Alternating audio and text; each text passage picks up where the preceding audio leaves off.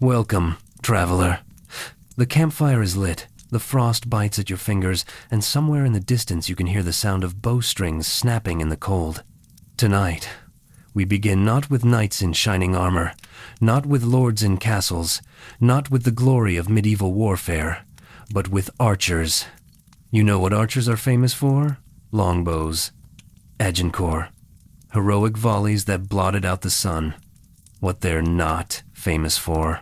The decades of grueling training that deformed their skeletons, the social stigma that marked them as low-born killers, and the spectacular variety of ways the job could cripple or kill you before you ever saw combat. Congratulations. You've just been conscripted as a medieval archer. No tutorial. No respawn. Permadeath enabled with extra suffering DLC. If you enjoy deep dives into dark medieval history with modern humor, hit that like button. If you want more content about why historical jobs were nightmare fuel, subscribe. Drop a comment telling me where you're watching from and what medieval topic you want next. Maybe something slightly less likely to give you arthritis by age 30. Welcome to the reality of medieval archery. It's not Robin Hood. It's not Lord of the Rings. It's decades of physical deformation, followed by probable death in a muddy field, while some French knight charges at you with murder in his eyes. Dim the lights, get comfortable, settle in. This is going to take a while. Let's begin. You're about to spend the next 2 hours learning why being a medieval archer was less heroic warrior and more government-mandated body modification program that occasionally involved war. The bow owns you now. The year is 1340. You're 12 years old, you're English, and the king has just made archery practice mandatory. Not optional, not encouraged, mandatory. Every male between the ages of 12 and 60 must practice archery every Sunday after church. This isn't a hobby. This isn't a sport. This is law. Edward III decided England needed archers, lots of archers, and he doesn't care about your weekend plans. No soccer, no dice games, no other sports, just archery, every week, for the rest of your life. The penalty for skipping practice? Fines. The penalty for organizing non-archery sports? Fines for everyone involved. The penalty for being bad at archery? Social shame and military uselessness. The king has essentially mandated that you spend every Sunday deforming your body for potential military service. Very on brand for medieval England. You thought you'd get a choice? Dream on. Your father hands you a bow. Not a toy bow. Not a practice bow designed for beginners. A real warbow. 6 feet of yew wood. Draw weight between 80 and 150 pounds. For context, modern Olympic archery uses bows around 40 to 50 pounds. Modern compound hunting bows max out around 70 pounds. You're holding something that requires twice that force. You're 12. You weigh maybe 80 pounds soaking wet. The bow is taller than you and stronger than you. Start practicing, your father says. The bow doesn't care that you're 12. The bow doesn't care that your muscles haven't fully developed. The bow demands that you pull 100 pounds of force with your rapidly deforming childhood skeleton. This is fine. Totally normal child development. Nothing concerning here. You pull the bowstring back. You can't. Obviously you can't. A 12-year-old pulling 100 pounds? Absurd. You struggle. You strain. You manage maybe half draw. Your muscles are shaking. Your fingers are screaming. Your shoulder joints are making concerning sounds. Welcome to archery training. Very age-appropriate. Very ergonomic. Very likely to cause permanent skeletal changes. But you'll get stronger. Eventually. After years of practice. After your bones reshape themselves to accommodate the unnatural stress. After your spine curves slightly to the right. After your left arm becomes visibly thicker than your right. After the constant micro-tears in your muscles create scar tissue that's stronger than regular tissue but hurts forever. Cost of becoming an archer. Your skeletal symmetry, your joint health, your finger integrity, several inches of height growth you'll never get back because your spine compressed weird. Benefit of becoming an archer. Maybe you don't get hanged for desertion when the king calls you to war. The math is terrible. Your village has a practice range. Range is generous. It's a field with some targets made of woven straw. The targets are 220 yards away. That's 200 meters. That's over 600 feet. That's the length of 2 football fields. You can barely see the targets. Doesn't matter. That's the mandatory minimum distance for adult practice. For you? They've generously reduced it to about 100 yards. How kind, how merciful. You nock an arrow. The arrows aren't practice arrows. They're real war arrows. Bodkin points. Armor-piercing steel tips designed to punch through chainmail. These aren't toys. These are weapons. You're 12, and you're training with actual military equipment that could absolutely kill someone if you miss. Safety protocols? Never heard of her. You aim at the distant target. You loose. The arrow goes about 30 yards and lands in the dirt. The other archers, grown men who've been doing this for decades, laugh. Not maliciously. Just the way men laugh when a child fails at an adult task. You're embarrassed. You'll be embarrassed every Sunday for the next several years until you finally get strong enough to actually hit targets consistently. This is character building. This builds discipline. This builds a generation of men whose skeletons are so distinctively deformed that archaeologists can identify medieval English archers from their bones alone 700 years later. The science is in. Archaeologists have analyzed the skeletal remains of medieval archers from the Mary Rose, a warship that sank in 1545 with hundreds of archers aboard. The findings? Every single archer had distinctive skeletal changes.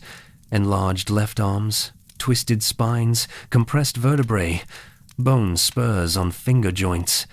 These weren't minor changes. These were dramatic, permanent deformations visible in skeletal analysis. The physical evidence is overwhelming. These men trained so hard, for so long, that their bones literally reshaped to accommodate the stress. Your skeleton is supposed to be symmetrical. Archer skeletons are not. The left arm, the bow arm that absorbs the enormous force of the bowstring, becomes significantly larger and denser than the right arm. Not slightly larger. Dramatically larger. Measurably thicker bones. Your body is rebuilding itself around your job. Very normal. Very healthy. Very reversible. Wait, no, completely irreversible, and your skeleton is permanently warped now. But you're 12. You don't know about skeletal analysis or archaeological evidence. You just know your shoulder hurts and your fingers are bleeding and you miss the target again. You've got decades of this ahead of you. Decades. Every Sunday. Until you're 60 or dead, whichever comes first. The king requires this because England needs archers. Lots of archers. Thousands of archers. Because the English military strategy for the next 2 centuries is basically shoot so many arrows that the sky goes dark and the French surrender out of sheer disbelief. It's a numbers game. You need thousands of trained archers to make massed archery tactics work. You can't train thousands of archers quickly. It takes years to build the strength and skill, so you start with children. You mandate practice.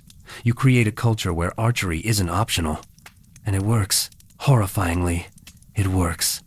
English archers become the most feared military force in medieval Europe. They win battles that should be impossible. Crécy, Poitiers, Agincourt.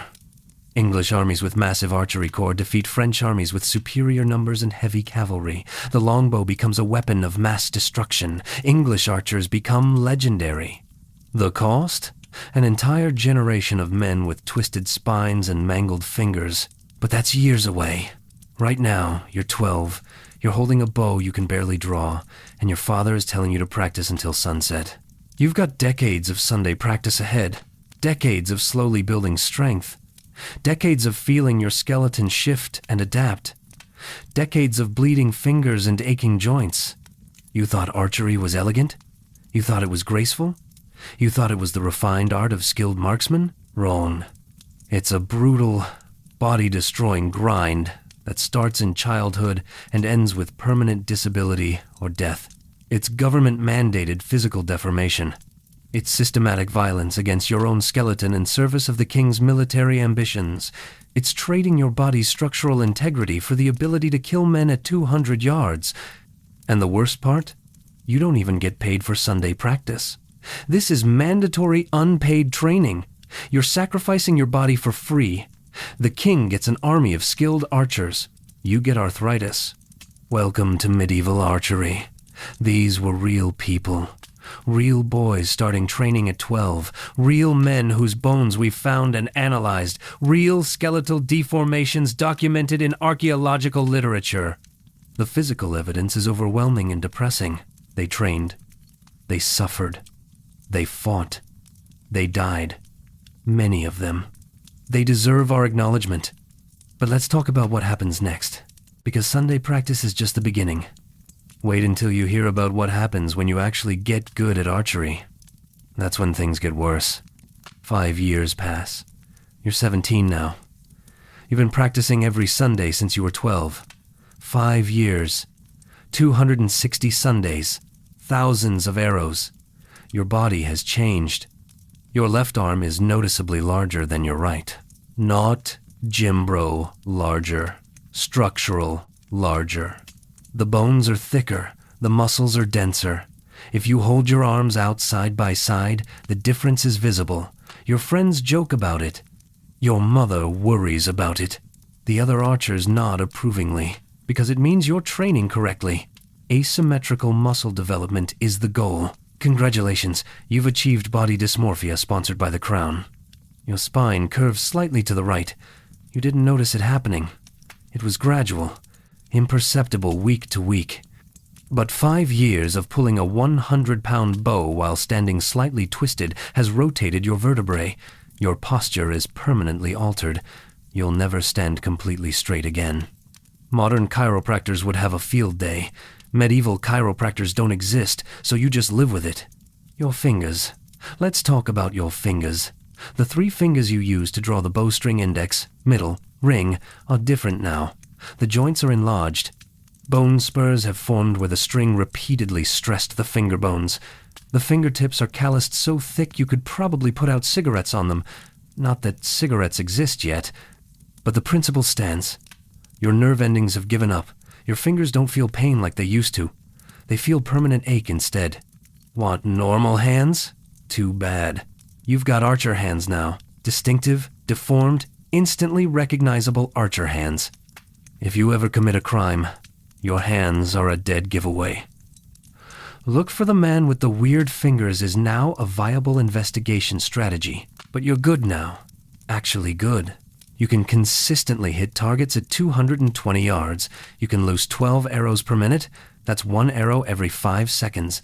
Draw, aim, loose, repeat. Your muscle memory is so ingrained you barely think about it anymore. The motion is automatic, mechanical. You're a weapon delivery system running on human hardware. The bow still weighs 100 pounds of draw weight. Your 12-year-old self would be amazed that you can pull it effortlessly now. Your 17-year-old self knows this is because your entire musculoskeletal system has been rebuilt around this one specific motion. You didn't get stronger naturally. You were systematically reconstructed into an archery machine. The village practice sessions have become social events. Mandatory social events. After church every Sunday, the men gather at the range. The older archers, men in their 40s and 50s who've been doing this for decades, offer advice. Twist your hips more. Lock your elbow. Breathe between shots. These men are walking medical disasters. Gnarled fingers, curved spines, chronic pain in every joint. They're also the best archers in the village. The direct correlation between skill and disability is not lost on you. They tell stories while practicing. War stories. Agincourt was 30 years ago, but the veterans who survived still talk about it. Thousands of English archers.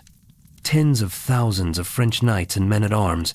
The English won, decisively, impossibly. The archers made it possible.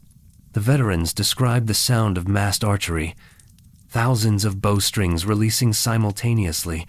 The whistle of arrows in flight. The screaming when arrows found targets. They describe it with pride. They also describe the aftermath.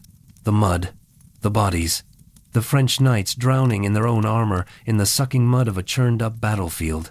The English archers wading into the chaos with mallets and daggers to finish off wounded knights. This wasn't clean.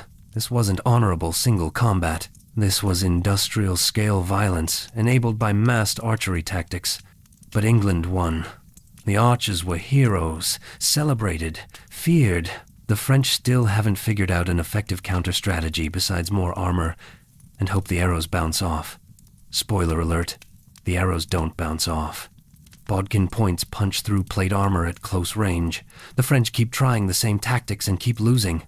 You want to be part of that. Part of the legendary English Archery Corps. Part of military history. You've spent 5 years destroying your body for this opportunity. You're almost ready. Almost old enough to be called up when the next war starts. And the next war will start. It always does. England and France have been at war on and off for decades. The 100 Years' War isn't called that yet because it's still ongoing. But everyone knows more fighting is coming. More campaigns. More battles. More opportunities for English archers to prove their worth. More opportunities to die in foreign fields covered in mud. But you don't think about that part. You're 17. You think you're invincible. You think your 5 years of training make you ready. You think archery skill translates directly to battlefield survival. You're wrong. Spectacularly wrong. But you'll find out later. The archery butts at your village range are destroyed. Not worn out. Destroyed. 5 years of thousands of arrows have shredded them. The woven straw targets are barely holding together. The wooden frames are split and splintered. The ground around the targets is littered with broken arrow shafts and bent arrowheads. Arrows are expensive. Each arrow costs about 4 pence. That doesn't sound like much until you remember that a skilled laborer makes about 6 pence per day. So each arrow costs roughly 2/3 of a day's wages. You're shooting hundreds of arrows every year. Thousands over 5 years. The cost is staggering. Who pays for practice arrows? You do. Your family does. This is your expense. The king mandates archery practice but doesn't provide equipment. You're required to maintain your own bow, your own arrows, your own gear. It's like the military requiring soldiers to buy their own weapons. Very efficient for the crown, very expensive for you. Your bow is yew wood. Yew grows slowly. Good yew for warbow construction is rare. England doesn't have enough yew forests to supply the massive demand for warbows, so yew is imported. From Spain. From Italy. From anywhere yew grows tall and straight. The international yew trade is a significant medieval industry. Your bow represents imported raw materials, skilled craftsmanship, and considerable expense. The going rate for a good warbow is about 3 shillings. That's 36 pence. That's 6 days of skilled labor. Your bow costs a week's wages, and bows break. Bowstrings snap. Moisture warps the wood. Cold weather makes the wood brittle. You'll go through multiple bows over your archery career. Each one costs another week's wages. The economic burden of mandatory archery practice falls entirely on the archers. The king gets a trained military force. You get expenses and skeletal deformation. The deal is extremely one-sided. But you maintain your equipment because the alternative is worse. The alternative is being called up for military service without proper equipment, showing up to a battlefield with an inferior bow, and dying because your bargain bin weapon failed at the critical moment. So you invest. You maintain. You replace worn equipment. You accept the costs because the costs of not investing are higher. Medieval economics. Everything is terrible and all your choices are bad. You're not practicing alone anymore. The village has about 40 archers now. Some are your age, boys who started training when you did. Some are younger, still struggling with undersized bows. Some are much older, veterans whose bodies are falling apart but who still show up every Sunday because the law requires it. The age range is 12 to 60. That's the legal requirement. Every male in that age bracket must practice. The 60-year-olds are barely functional. Decades of archery have destroyed their joints. Their fingers are so deformed they can barely grip the bowstring. Their spines are so curved they can't stand upright. They shuffle to the range, loose a few arrows that barely reach the targets, and shuffle home. They're fulfilling the legal minimum. No one expects combat effectiveness from 60-year-old archers. But the law says they must practice. So they practice. The 17 to 25 age bracket, your bracket, is where the actual combat potential lives. You're young enough that your bodies can still handle the stress, but old enough that you've built the necessary strength and skill. This is the military's target demographic. This is who gets called up first when war breaks out. This is who dies first. The older archers know this. They watch your age group with a mix of pride and pity. Pride because you're skilled, because you represent England's military might, because you've successfully completed the brutal training. Pity because they know what comes next. They know what happens when skilled young archers march off to war. They've seen it before. They were there at Crécy, at Poitiers, at smaller skirmishes and raids. They know the survival rates. They don't talk about the survival rates much. Too depressing. Bad for morale. Instead, they focus on technique, on shared experience, on the brotherhood of archers. The community is real. The shared suffering creates bonds. You've all been through the same training. You all have the same deformities. You all serve the same king. The camaraderie is genuine. It's also a coping mechanism for the existential dread of mandatory military service. One of the older archers, Thomas, 46, veteran of 3 campaigns, pulls you aside after practice. "You're getting good," he says. "Real good. King's going to notice men like you. You feel proud. Validation from a veteran. This is what you've worked for. Don't be too good," Thomas continues. "Good archers get assigned to the front ranks. Front ranks die first. Oh, less validating now." Thomas shows you his hands. The finger joints are massively enlarged. Bone spurs protrude at odd angles. His middle finger on his right hand won't straighten anymore. It's permanently curved from decades of gripping the bowstring. "This is what 25 years gets you," he says. "Can barely hold a cup anymore. Can't work most trades. Archery ruined my hands for anything else." He's telling you this as a warning, not to discourage you, just to be realistic. The job has costs. Long-term costs. Permanent costs. You're 17 and you've already started paying them, but the full bill comes due later. Much later. After years of service. After your body has nothing left to give. Still, Thomas says, better than being a man-at-arms. Those poor bastards have to stand in the front lines with pointy sticks. At least we shoot from a distance. Archers look down on other infantry. The pecking order is clear. Knights at the top, then men-at-arms, then archers, then everyone else. But within that hierarchy, archers have a strange dual status. They're low-born killers who do ungentlemanly work. They're also absolutely critical to English military success. Knights need archers. The army needs archers. England's entire military strategy depends on archers. So archers are simultaneously essential and looked down upon, valued and scorned, critical and expendable. The cognitive dissonance is remarkable. You're important enough that the king mandates your training, but not important enough to get paid for that training. You're skilled enough to win battles, but low-born enough that knights won't acknowledge you socially. Very consistent, very logical, very medieval. The French hate English archers with special intensity. This is an abstract military rivalry. This is personal, burning hatred. French knights wealthy, armored, trained since childhood in honorable combat keep getting killed by English peasants with bows.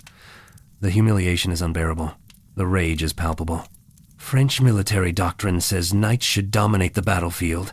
Knights are the elite. Knights determine outcomes. Knights win wars. Except English archers keep proving this wrong.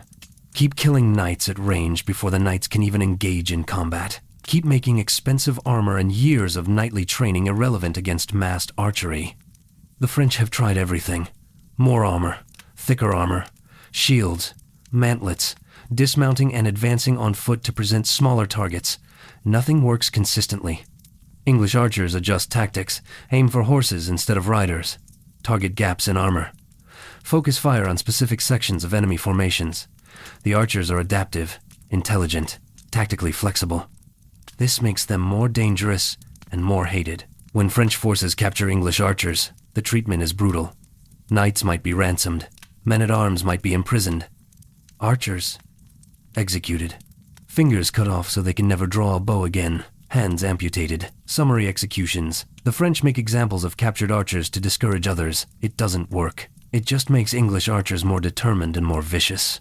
The mutual hatred is intense and well documented. These weren't abstract political armies. These were men who genuinely wanted to kill each other. The archers knew French knights wanted them dead. The French knights knew archers had killed their friends and relatives. Personal grudges compounded military objectives. The violence was ideological and practical. And you're about to become part of this. Part of the most hated military force in France.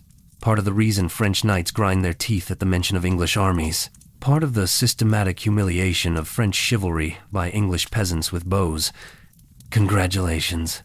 You've trained for 5 years to become a war criminal in French eyes. No trial, no defense, just summary execution if captured. The job security is terrible. The life insurance doesn't exist. The retirement plan is, hopefully you survive long enough to retire. But the alternative is worse. The alternative is being conscripted as a man-at-arms without archery skills, which means standing in the front lines with a spear while French knights charge directly at you. At least as an archer you kill from a distance. At least you have a few seconds to run when the cavalry breaks through your lines. These were the calculations medieval English archers made. These were real strategic choices. Fight from a distance with a bow, or fight up close with worse weapons. Die as an archer, or die as infantry. The options were all bad. They chose the least bad option and hoped for survival. They deserve acknowledgement for making those choices under impossible circumstances, for training despite knowing the risks, for serving despite knowing the hatred directed at them. But we're not done discussing training yet, because there's a whole other dimension to archery preparation that we haven't covered. Wait until you hear about arrow production and the economic ecosystem surrounding medieval archery. It gets expensive. Arrows don't grow on trees. Well, technically the shafts do, but you see where this is going. Each arrow has 4 components: shaft, head, fletching, nock. Each component requires different materials, different craftsmen, different costs. You need all 4 components working together, or you've got an expensive stick that flies poorly and kills nobody. Let's break down the economics of medieval murder. The shaft is ash wood, not oak, not pine, ash. Specifically straight-grained ash cut from trees grown in specific conditions. The wood needs to be light but strong, flexible but not too flexible, straight enough that minimal correction is needed. Finding good arrow shaft ash is specialized forestry. Cutting it is skilled labor. Seasoning it properly takes months. Each shaft represents material costs, labor costs, and time costs. Your average arrow shaft costs about 1 penny. That's 1/6 of a day's wages for a skilled laborer. For a stick, a very specific, carefully crafted stick. But still, 1 stick costs 2 hours of work. The arrowhead is iron or steel. For practice, you might use cheap broadheads, wide, leaf-shaped points designed to cause bleeding. For war, you use bodkin points, narrow, armor-piercing spikes designed to penetrate chainmail and plate armor. Bodkin points are more expensive. They require better quality steel. They require skilled blacksmiths who know how to forge points that won't shatter on impact with armor. A practice broadhead costs maybe half a penny. A war bodkin costs 1 to 2 pence. The war arrows cost 4 times as much as practice arrows. This matters because you practice with cheap arrows and fight with expensive arrows, which means your practice performance doesn't perfectly translate to combat performance. The expensive arrows fly slightly differently, weigh slightly differently, require minor adjustments to your aim. You learn these adjustments during the brief period before battle when you're issued war arrows and told to practice with them. Maybe you get a few hours, maybe you get a day. Maybe you get no practice time at all and just have to adjust on the fly while French knights charge at you. The preparation time varies wildly depending on how organized your commanders are. Planning ahead? Not guaranteed. Adequate preparation? Bold assumption. Sufficient practice with combat equipment before actual combat? Dream on. The fletching is goose feathers, not chicken feathers, not duck feathers, goose feathers. Specifically, the flight feathers from the wings. Each arrow needs 3 feathers, carefully matched for size and curve. attached with precise spacing. The feathers stabilize the arrow in flight. Without proper fletching, your arrow tumbles. Tumbling arrows are wildly inaccurate and dramatically less effective. Fletching is skilled work. The craftsman, a fletcher, splits each feather down the shaft, cuts it to the correct size, shapes the curve, then attaches it to the arrow shaft with thread and glue. The spacing must be exact, 120 degrees between each feather. The orientation must be consistent. All 3 feathers must curve the same direction. This is precision handwork. No machinery. No standardization. Each arrow is individually fletched by hand. A fletcher charges about 1 penny for attaching fletching to an arrow. That's in addition to the shaft cost and the head cost. We're up to 3 pence per practice arrow now. 4 to 5 pence for war arrows. The nock is the notch cut into the back of the arrow where the bowstring sits. This seems simple. It's not. The nock must be precisely sized for your specific bowstring. Too wide, and the arrow falls off during draw. Too narrow, and you can't knock the arrow quickly under pressure. The depth must be exact. The angle must be correct. Cutting a proper nock is skilled work that takes practice. Some archers cut their own nocks. Some pay specialists. Either way, it's more labor cost added to each arrow. We're looking at roughly 4 pence per practice arrow, 6 pence per war arrow, all costs included. You shoot hundreds of arrows in practice every year. Let's be conservative and say 200 arrows annually.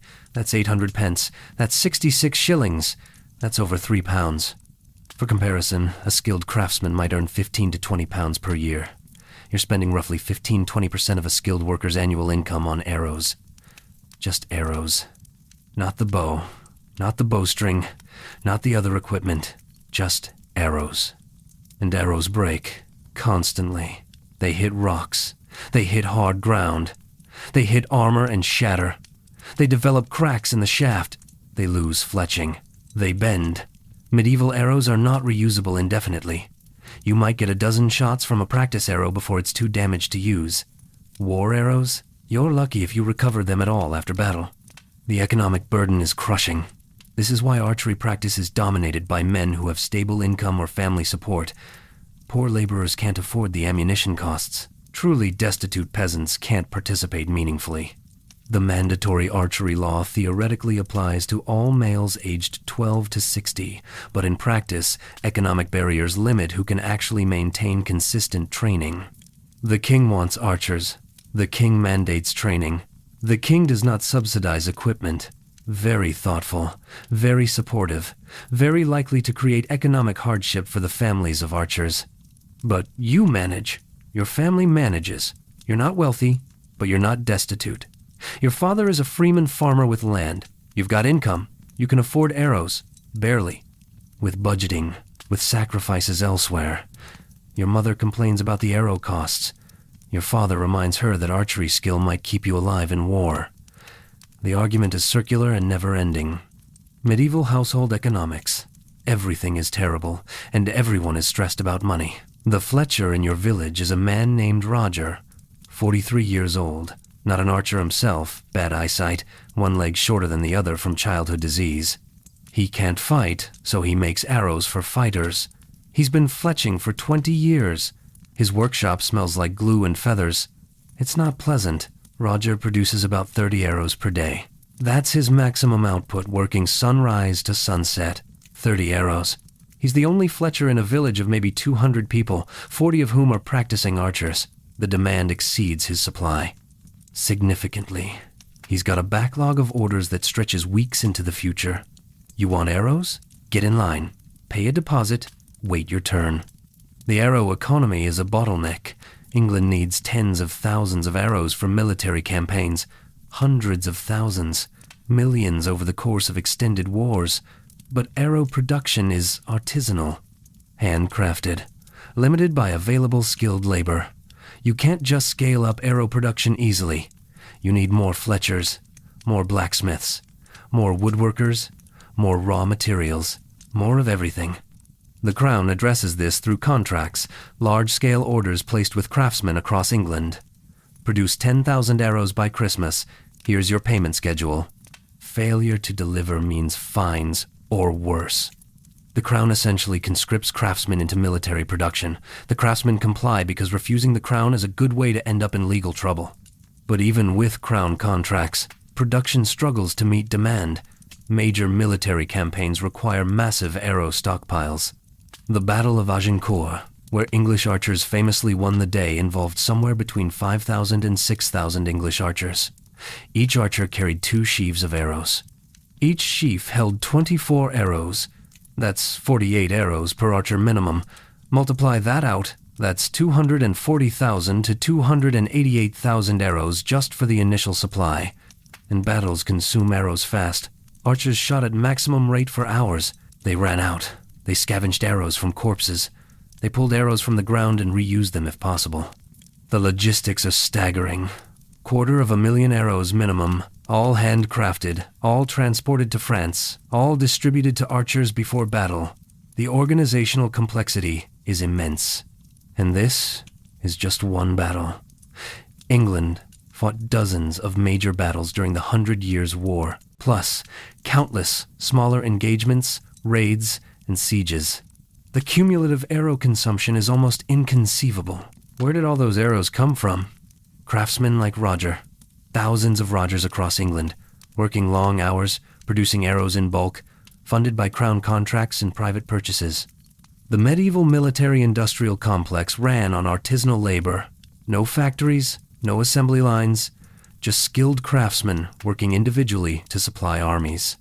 It worked. Somehow, the arrows got made. The armies got supplied, the battles got fought, English archers had ammunition, but the system was always stressed, always struggling, always one bad harvest or one craftsman shortage away from crisis. And you're part of this system now. You're buying arrows from Roger. You're practicing with arrows Roger made. You're destroying arrows through practice so you'll be skilled enough to use arrows effectively in war. You're a consumer in the medieval military economy. Your demand drives Roger's production. Your family's money flows to Roger, to blacksmiths, to woodcutters, to goose farmers. Congratulations. You're participating in economic systems that span the entire kingdom. Your Sunday archery practice supports multiple industries. The invisible hand of the market is slapping you with arrow costs. Let's talk about what happens when arrows hit things. Because arrow performance is complicated and depends heavily on what you're shooting at. Against unarmored targets, peasants, lightly equipped infantry, animals' arrows are devastatingly effective. A bodkin point fired from a 100-pound bow at close range will penetrate completely through a human torso. Entry wound on the front, exit wound on the back, massive internal damage in between. The arrow doesn't need to hit anything vital to be lethal. The bleeding alone can kill. The shock can kill. The infection that sets in later definitely kills. Broadheads are even worse against unarmored targets. The wide cutting edges cause massive tissue damage. They don't penetrate as deeply as bodkins, but they don't need to. They open huge wounds that bleed catastrophically. Medieval battlefield medicine can't handle that level of trauma. You get hit by a broadhead in the torso, you're probably dead. Maybe not immediately. Maybe you've got hours or days, but you're dead. Against armored targets, the equation changes. Chainmail, interlocking metal rings, provides decent protection against cutting attacks, but not great protection against piercing attacks. Bodkin points can penetrate chainmail at close range. Not guaranteed penetration. It depends on angle of impact, quality of the chainmail, distance, bow strength. But penetration is possible. English archers trained specifically to target gaps in armor and to mass fire at close range where penetration probability increased. Against plate armor, full metal plates covering the body arrows are much less effective. Plate armor is designed specifically to deflect arrows. Curved surfaces, hardened steel, no gaps except at joints. A bodkin point hitting quality plate armor at an angle? The arrow deflects, glances off, does no damage. Plate armor is expensive specifically because it works. It actually protects knights from arrows. But plate armor has vulnerabilities. The joints, armpits, elbows, knees, groin, can't be fully plated because the knight needs to move. These joints are protected by chainmail or leather. Arrows can penetrate there. The visor on helmets has eye slits. Arrows can penetrate there if the archer is incredibly lucky or skilled. The backs of knees when a knight is dismounted. The neck when a knight raises his arm. Gaps exist. Skilled archers targeted gaps. The other vulnerability of plate armor is the horse. Knights fought on horseback. Horses can't wear full plate armor, too heavy, too restrictive. Horses wear some armor, but not comprehensive coverage. An arrow hitting a horse in the chest or neck brings the horse down.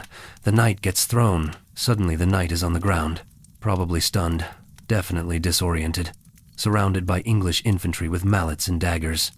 English archery tactics exploited this. Don't waste arrows trying to kill armored knights directly. Kill their horses. Force the knights to fight on foot. Slow them down. Disorganize their formations. Then let the men-at-arms finish them off. It's systematic. It's effective. It's also absolutely brutal for the horses who did nothing wrong except be in the wrong place at the wrong time. The horses at Agincourt died by the thousands. Arrows, trampling, drowning in mud. The contemporary accounts describe the battlefield as carpeted with dead horses. The smell was overwhelming. The cleanup took weeks. Thousands of horse corpses rotting in a muddy field in northern France. The environmental impact was probably significant. The psychological impact on survivors was definitely significant. These were expensive war horses, trained, bred specifically for combat. Each horse represented significant investment. French knights loved their horses, valued their horses, relied on their horses. Watching thousands of war horses die to English arrows was traumatic on top of the military defeat. The economic loss alone was staggering. But from the English archer perspective, horses are legitimate military targets. Big targets. Easier to hit than armored knights. Killing horses wins battles. Moral considerations about animal welfare don't factor into medieval military calculations. Kill the horse, win the battle, go home alive. The ethics are simple and brutal. You're being trained to kill horses, among other things. The target practice at 220 yards isn't preparing you to hit small targets. It's preparing you to hit mass formations. When thousands of French cavalry charge, you're not aiming at individual knights. You're loosing into the formation and trusting that arrows will find targets. Horses, knights, men-at-arms. Doesn't matter. Volume of fire matters. Sustained rate of fire matters. Individual accuracy matters. Less than collective effect. This is why the training emphasizes speed and consistency over precision. 12 arrows per minute. Sustained for as long as the battle requires. Maybe that's 20 minutes. Maybe it's 2 hours. You need to maintain rate of fire while your muscles scream and your fingers bleed and the enemy gets closer and closer. The training is preparing you for industrial-scale violence. You're not a sniper. You're not a marksman picking off individual targets. You're part of a massive human weapons system that launches thousands of projectiles per minute at enemy formations. You're a component in a killing machine. The machine works because thousands of components, thousands of archers perform their functions simultaneously. When it works, it's devastatingly effective. English victories prove it. When it doesn't work, when weather prevents archery, when archers run out of arrows, when enemy tactics successfully counter archery, English armies lose badly. The reliance on massed archery is both England's greatest strength and a critical vulnerability. But those failures are rare. Usually, the English archery system works. Usually, archers win battles. Usually, you'd rather be an archer than the poor French bastards charging into arrow storms. The historical record is clear. English archers were feared for good reason. They killed thousands, tens of thousands over decades of warfare. Real deaths. Real people on both sides. The archers were extraordinarily effective at their job. Their job was killing. They were very good at it. They trained for years to be good at it. They succeeded. These were real men doing real violence. They deserve acknowledgement for their effectiveness even as we acknowledge the horror they inflicted. Both things can be true simultaneously. But you're not thinking about historical ethics. You're 17. You're practicing. You're getting better. You're almost ready for the real thing. And the real thing is coming. War is always coming. You can feel it. The veterans talk about it. The rumors spread. France and England are heading toward another campaign, another battle, another opportunity for English archers to prove their worth. Another opportunity for you to die in a foreign field covered in mud and blood. But first, you need more training. Specifically, you need to understand battle formations and tactics, because knowing how to shoot is different from knowing where to shoot and when. Let's talk about what happens when you actually go to war. The summons arrives on a Tuesday morning in late spring. You're 21 now. You've been practicing archery for 9 years.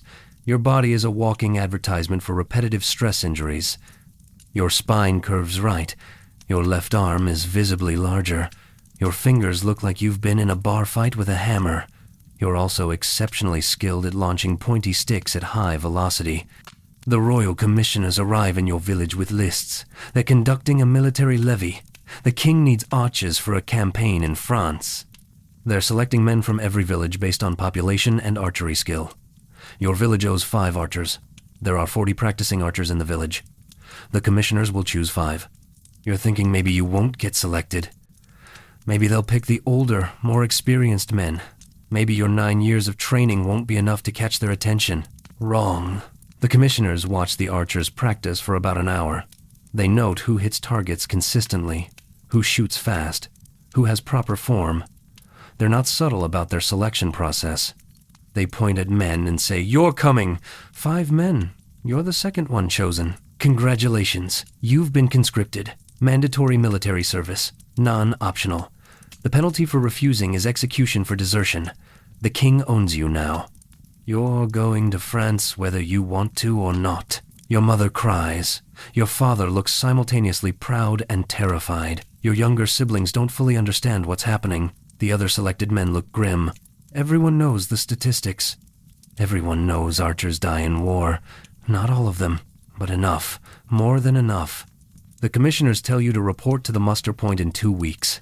The location is a town 30 miles away. You need to bring your bow, your arrows, basic supplies, and yourself. The Crown will provide additional equipment and food once you're mustered. Probably. Theoretically. The logistics are always questionable. 2 weeks to get your affairs in order. 2 weeks to say goodbye. 2 weeks to contemplate your mortality. This is fine. Totally adequate preparation time for potentially dying in a foreign country. You spend the next 2 weeks practicing more intensely than ever. If you're going to war, you want to be as skilled as possible. Skill might keep you alive. You shoot until your fingers bleed. Then you shoot more. You're locked in, completely focused. Terror is an excellent motivator. The other 4 selected men from your village are doing the same thing. John, 24, married with 2 children. Robert, 19, unmarried, fastest shooter in the village. William, 32, veteran of 1 previous campaign, knows what's coming.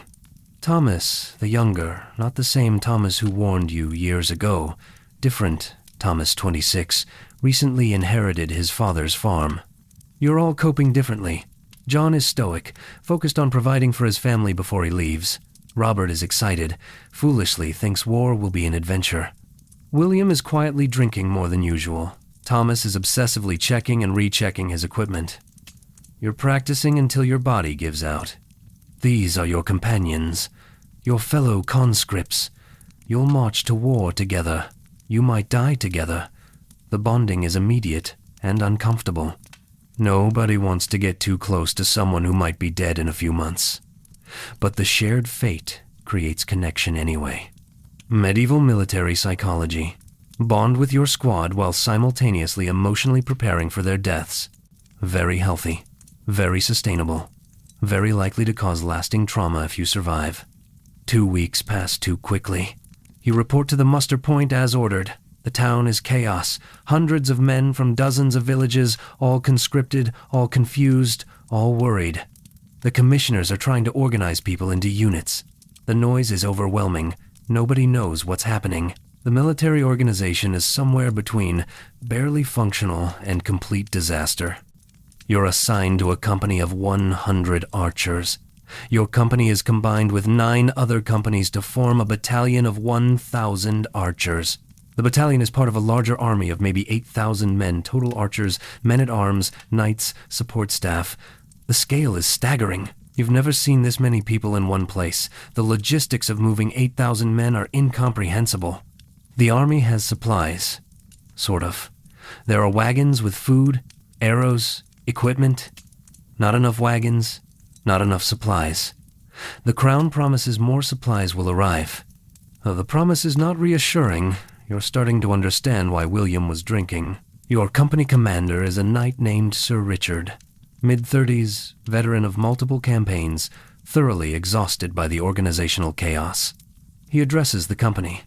Stay together, follow orders, don't die stupidly. Any questions? Someone asks about payment. Archers receive 4 pence per day during active campaign. That's roughly 2/3 what a skilled craftsman makes, but it's daily wages for military service, which is more than you get for Sunday practice. The pay is not great. The pay is also completely irrelevant if you die. Someone asks about the campaign objective, so Richard's answer is vague. The king has territorial claims in France. We're enforcing those claims militarily. Translation: England and France are fighting over land ownership in disputes that have been ongoing for decades and will continue for decades more. You're going to risk death for territorial claims you don't understand. Someone asks about timeline. 3 months minimum, 6 months likely. Could be longer. So you're committed to this for at least a quarter of a year. Probably more. 3 to 6 months in France. 3 to 6 months of potential death daily. The math is terrible. No one asks about survival rates. Everyone already knows. The veterans won't talk about it. The commissioners definitely won't talk about it. But the unspoken knowledge hangs over everything. Enough men die that everyone knows someone who didn't come back from the last campaign. Sir Richard dismisses the company to set up camp. Camp is a field outside town. You're given minimal supplies, a tent to share with 5 other men, basic cooking equipment, a blanket. The accommodations are not luxurious. The accommodations are, technically, shelter. Barely. You're sharing a tent with the other 4 men from your village, plus 1 stranger from another village. 6 men in a space designed for maybe 4. The stranger's name is Edmund. 28, been an archer for 16 years. This is his 2nd campaign. His first campaign was 3 years ago. He survived. Barely. Edmund shares survival advice unprompted. Stay in the middle of the formation, not the edges. Edges get hit first by cavalry. Conserve your arrows until the real fighting starts. Ignore the first volley from the enemy most arrows miss. Watch for their cavalry. They're the real danger. If the line breaks, run toward your own forces, not away. Running away gets you executed for desertion. The advice is practical and terrifying. Edmund is describing scenarios where you might die. Multiple scenarios. He's cataloging ways the battle could go wrong. He's trying to help, but his help is basically, here are the top 10 ways you might die. Try to avoid them. You thank him. You don't sleep that night. None of the 6 men in your tent sleep. You can hear talking from other tents. Everyone's anxious. Everyone's scared. The fear is palpable and shared. Tomorrow, the army marches to the coast. You'll board ships for France. You've never been on a ship. You've never left England. You've barely left your home county. Now you're going to cross the English Channel and potentially die in a country you've never seen. The medieval military experience is truly comprehensive in its awfulness. The march to the coast takes 5 days. 8,000 men don't move quickly. The roads are inadequate for this many people. The supply wagons keep breaking down. The pace is grinding. You walk 20 miles per day carrying your equipment. Your bow, 2 sheaves of arrows, 48 arrows total, strapped to your back. A small pack with personal supplies. A blanket, the weight is manageable but constant. Your feet develop blisters on day 1. By day 3, the blisters have burst and bled and formed new blisters underneath. By day 5, walking is agony. Everyone's feet are destroyed. This is just the march to the ships. You haven't even reached France yet. The army stops at villages along the route. The villages are required to provide food and lodging. They're not happy about it. 8,000 soldiers descending on a village of 300 people is economically devastating. The village supplies get consumed. The fields get trampled. The locals glare at you with undisguised hostility. You're technically there to defend England, but the locals experience you as an occupying force that eats all their food. Medieval military logistics. Piss off your own population on the way to fight the enemy. Very strategic, very thoughtful, very likely to create resentment that lasts generations. The food is basic: bread, cheese, some dried meat. Not enough for 8,000 people. The supply system is already showing cracks and you're still in England. The veterans are unsurprised. Edmund explains that armies always run short on supplies. Always. The trick is to forage, to supplement official rations with whatever you can find or buy. The trick is also probably illegal, but enforcement is minimal when you're part of an 8,000-man army.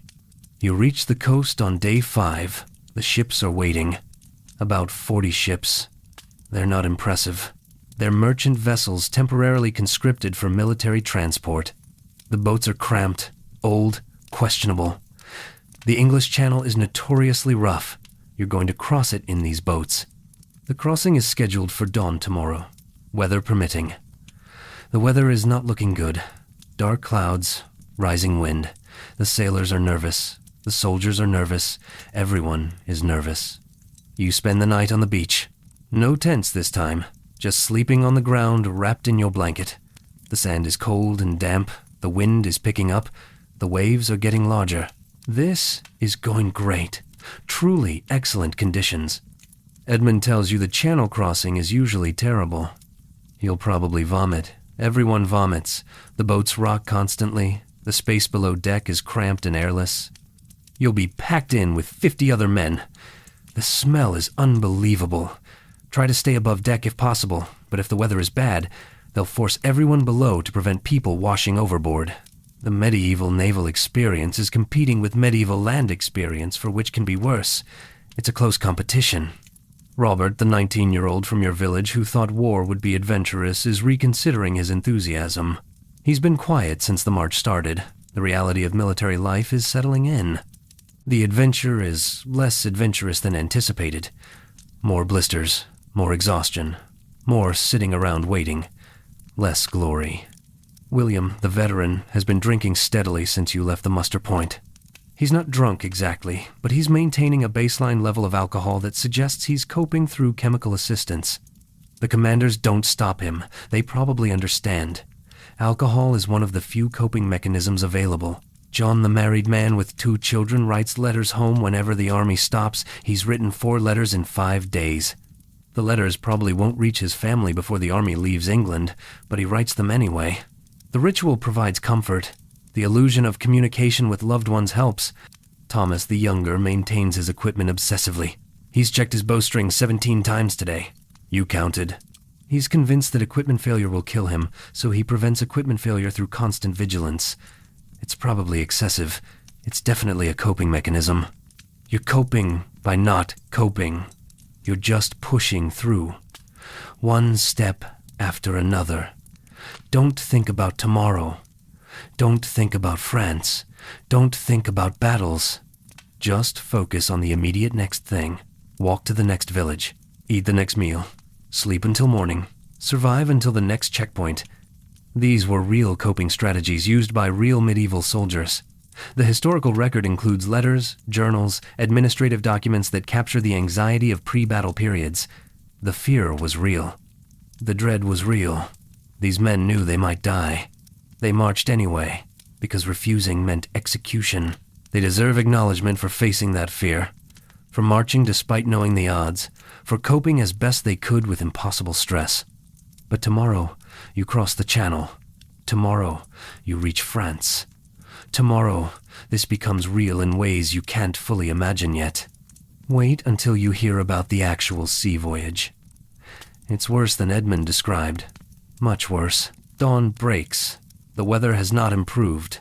The wind is stronger. The waves are higher. The clouds are darker. The sailors look at the conditions and then look at the military commanders who are insisting the crossing happens today, regardless of weather. The sailors lose the argument. They always lose the argument. Military necessity trumps maritime safety. 8,000 men need to cross the Channel. Today, weather be damned. Literally. You board the ship with 50 other archers. The ship is maybe 60 feet long, designed for cargo, not passengers. There's a deck and a hold below. The hold is where most soldiers will spend the crossing. Packed in, dark, airless. The smell is already developing and you haven't even left shore yet. You try to stay on deck, so does everyone else. The deck accommodates maybe 20 people comfortably. There are 50 people trying to stay on deck. The sailors yell at soldiers to get below. Nobody wants to go below. The sailors threaten. The soldiers reluctantly descend into the hold. The hold is worse than described. It's dark except for small amounts of light from the deck hatch. It's cramped 50 men in a space designed for cargo. The ceiling is low enough that you can't stand upright. Everyone is sitting or crouching, bodies pressed together. The air is stale and thick. You can smell unwashed bodies, fear, sweat, and the beginning of seasickness, even though the boat hasn't moved yet. This is home for the next 6 to 12 hours, depending on weather and currents. Welcome to medieval naval transport. The vibes are absolutely terrible. The ship departs. Immediately, the rocking begins.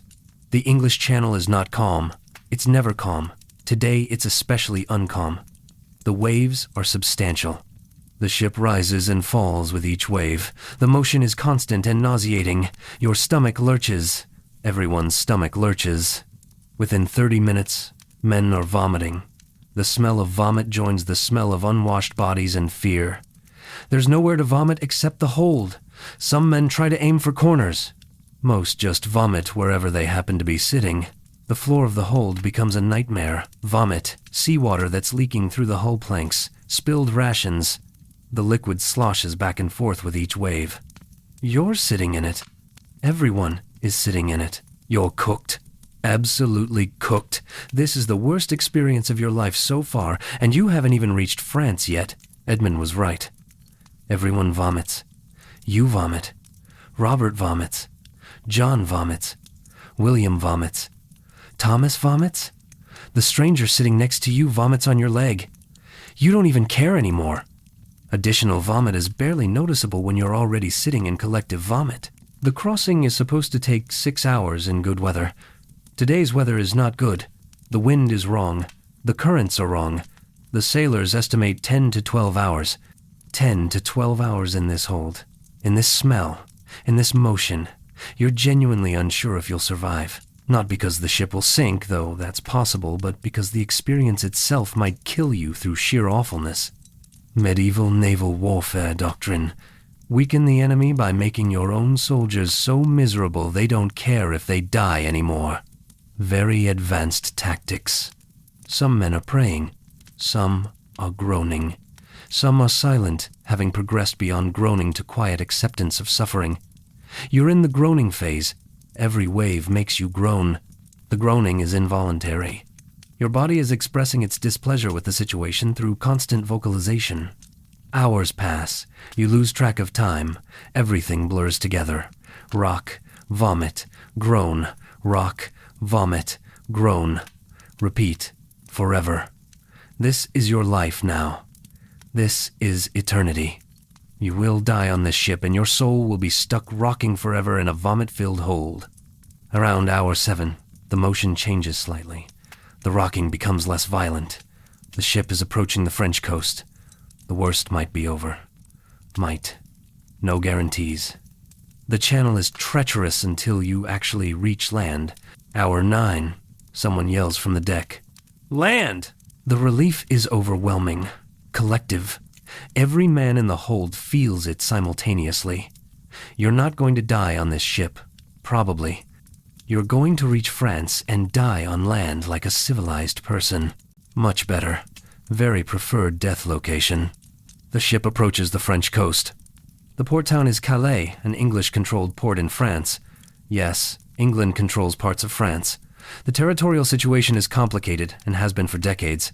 Calais is English territory. Barely. Surrounded by French territory. Strategically valuable. Constantly contested. The ship docks. The sailors open the hold. Fresh air rushes in. The air smells like salt and fish and shore. It's the most beautiful smell you've ever experienced. You climb out of the hold on shaking legs. Your clothes are soaked with vomit and seawater. You look at the other archers emerging from the hold. Everyone looks terrible. Gray skin, hollow eyes, vomit-stained clothing. You've been at war for 10 days and you haven't seen combat yet. You stagger off the ship onto the dock. The ground is solid, not moving. Blessed solid ground. You want to kiss it. Several men do kiss it. No one judges them. Everyone understands. The dock is chaos. 40 ships arriving simultaneously. 8,000 men disembarking. Supplies being unloaded. Commanders yelling orders that nobody can hear over the general noise. The organizational disaster has crossed the channel successfully. You're in France now. Enemy territory. Technically, Calais is English-controlled, but France begins a few miles inland. Real France, where French soldiers might actually try to kill you. The abstract concept of war is becoming concrete and geographical. Sir Richard, your company commander assembles the company on the dock. Head count. Verify everyone survived the crossing. Your company of 100 archers is now 98 archers. 2 men are missing. Either they died during the crossing, or they deserted. Desertion is possible. Jump ship before it reaches France, swim to shore, disappear into the English countryside. It's risky, but survivable if you're desperate enough. Or they fell overboard during the crossing and drowned. The channel kills people, regularly. 2 missing out of 100 is actually not that bad. Some companies lost more. The crossing claimed maybe 20 men total out of 8,000. That's a 0.25% casualty rate before combat even starts. The attrition is constant and depressing. Sir Richard doesn't seem bothered.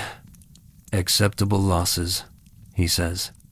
Very reassuring, very comforting, very indicative of how much your individual life matters to military command.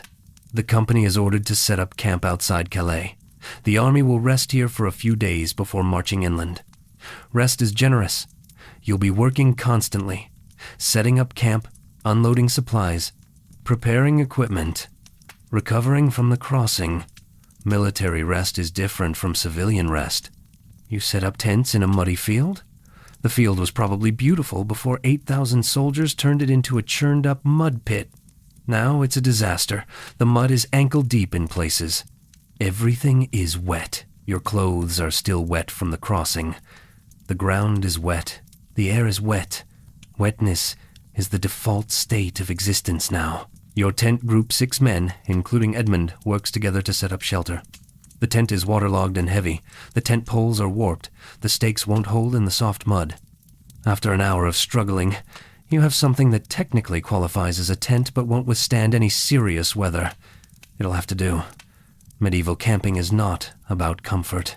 It's about technically not dying of exposure. Edmund shows you how to dig drainage trenches around the tent. Water flows downhill. Dig trenches to redirect water away from where you're sleeping. Otherwise, you wake up in a puddle. The advice is practical.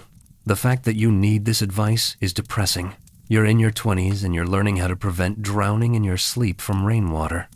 That night, it rains. Of course it rains. The tent leaks.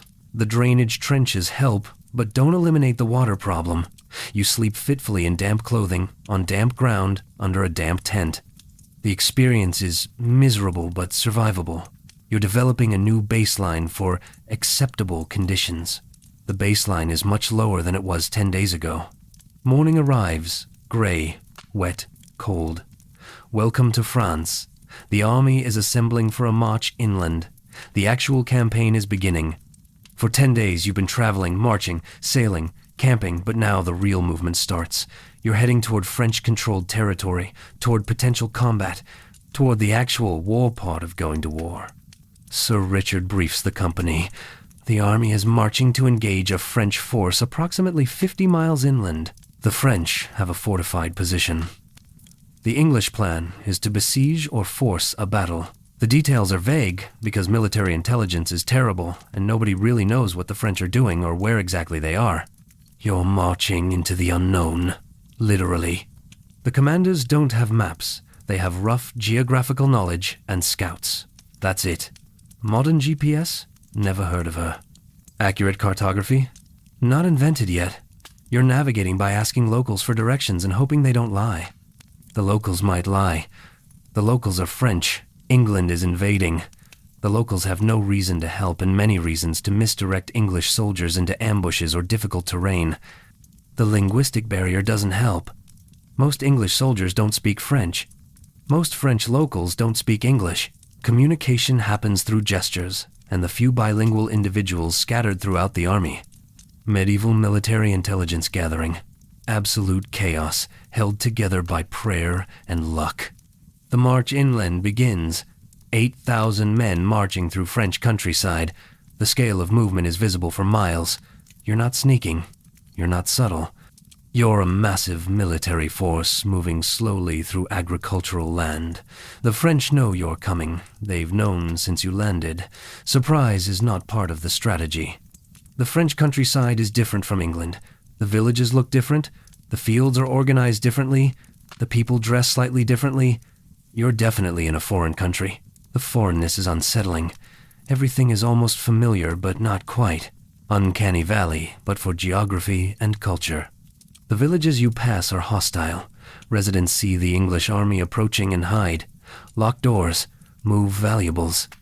Some villages are completely empty. Residents fled to nearby castles or forests. The villages that aren't empty glare at you. Silent. Hateful. You're invaders. Occupiers. Threats to their safety and property. They're not wrong. Some soldiers loot. Not officially sanctioned. Officially forbidden. But enforcement is minimal when you've got 8,000 men spread across miles of countryside. Soldiers break into empty houses. Take food. Take valuables. Take anything useful or valuable. The commanders know it's happening. They issue orders against it. The orders are ignored. The looting continues. You don't loot. Not because you're morally superior. Because you're terrified of breaking orders and getting punished. Also because you're focused on surviving, not acquiring French bread and chickens. John doesn't loot. He's thinking about his family and wants to return home with a clean conscience. Robert loots enthusiastically. He's young and stupid and thinks looted goods are spoils of war. William loots alcohol. Specifically, his coping mechanism requires fuel.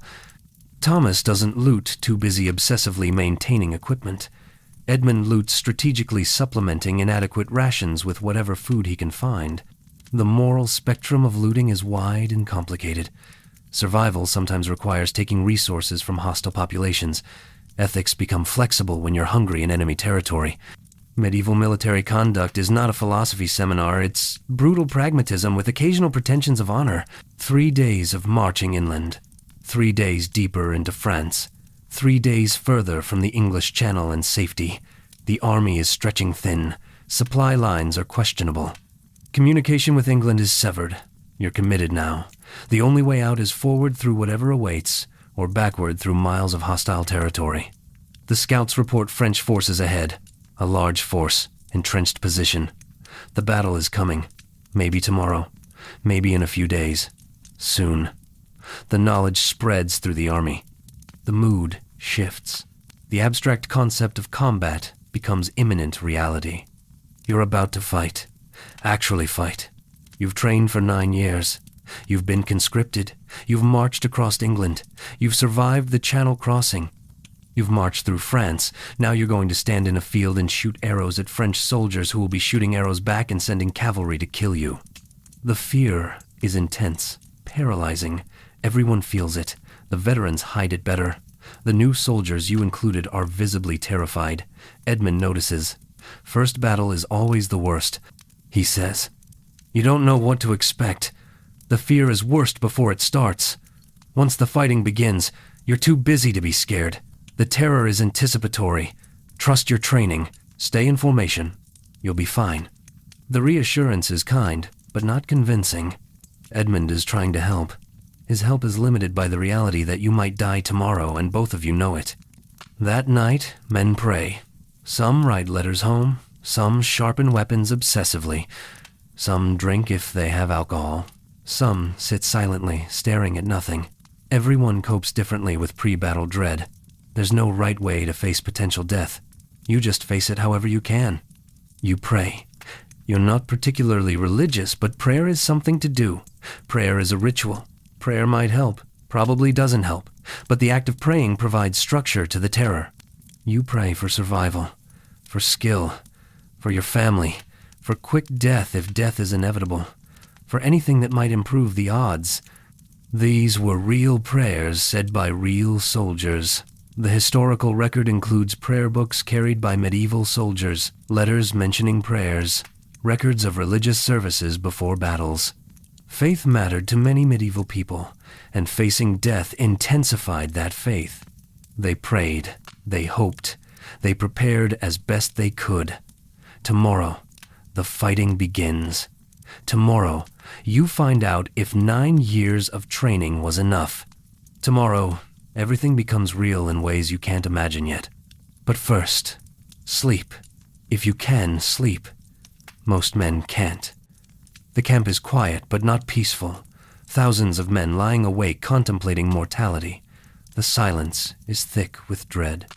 Welcome to the night before your first battle. It's exactly as terrible as you imagined. Possibly worse. Dawn breaks. You didn't sleep. Most men didn't sleep.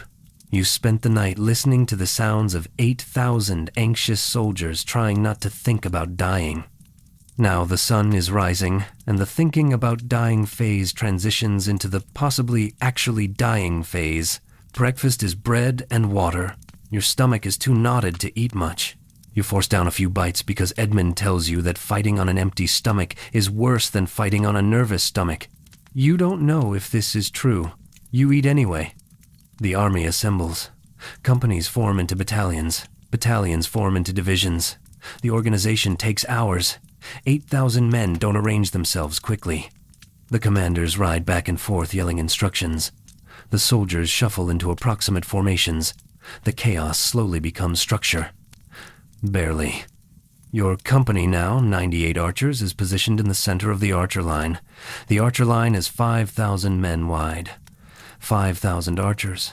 That's 5,000 bows. 5,000 men who've trained for years. 5,000 walking skeletal deformities ready to launch approximately 240,000 arrows in the first few minutes of combat. The math is terrifying from both perspectives. In front of the archers, men-at-arms. Behind the archers, more men-at-arms and knights. The archers are protected front and back by infantry. This is intentional. Archers are valuable but vulnerable. You need infantry to keep enemy cavalry from riding straight through the archer line. The formation is layered, defensive, designed to maximize archery effectiveness while minimizing archer casualties. In theory. In practice, formations break. Men die, chaos happens. But the theory is solid, and English commanders have been refining these tactics for decades. You're standing in a muddy field. Again, different field, same mud. France has the same mud as England. Mud is internationally consistent. The field slopes slightly downward toward the French position. The French are uphill, about 400 yards away. You can see their formations, their banners, their numbers. The French army is larger, significantly larger, maybe 12,000 to 15,000 men. Heavy cavalry, knights, men-at-arms, some crossbowmen. The French have numbers and armor.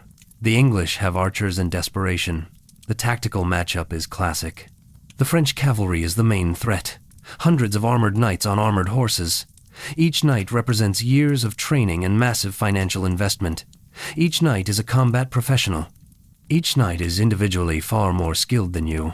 But you have 4,999 friends with bows. Volume of fire is the equalizer. Sir Richard addresses your company one final time. Stay in formation. Aim for horses if cavalry charges.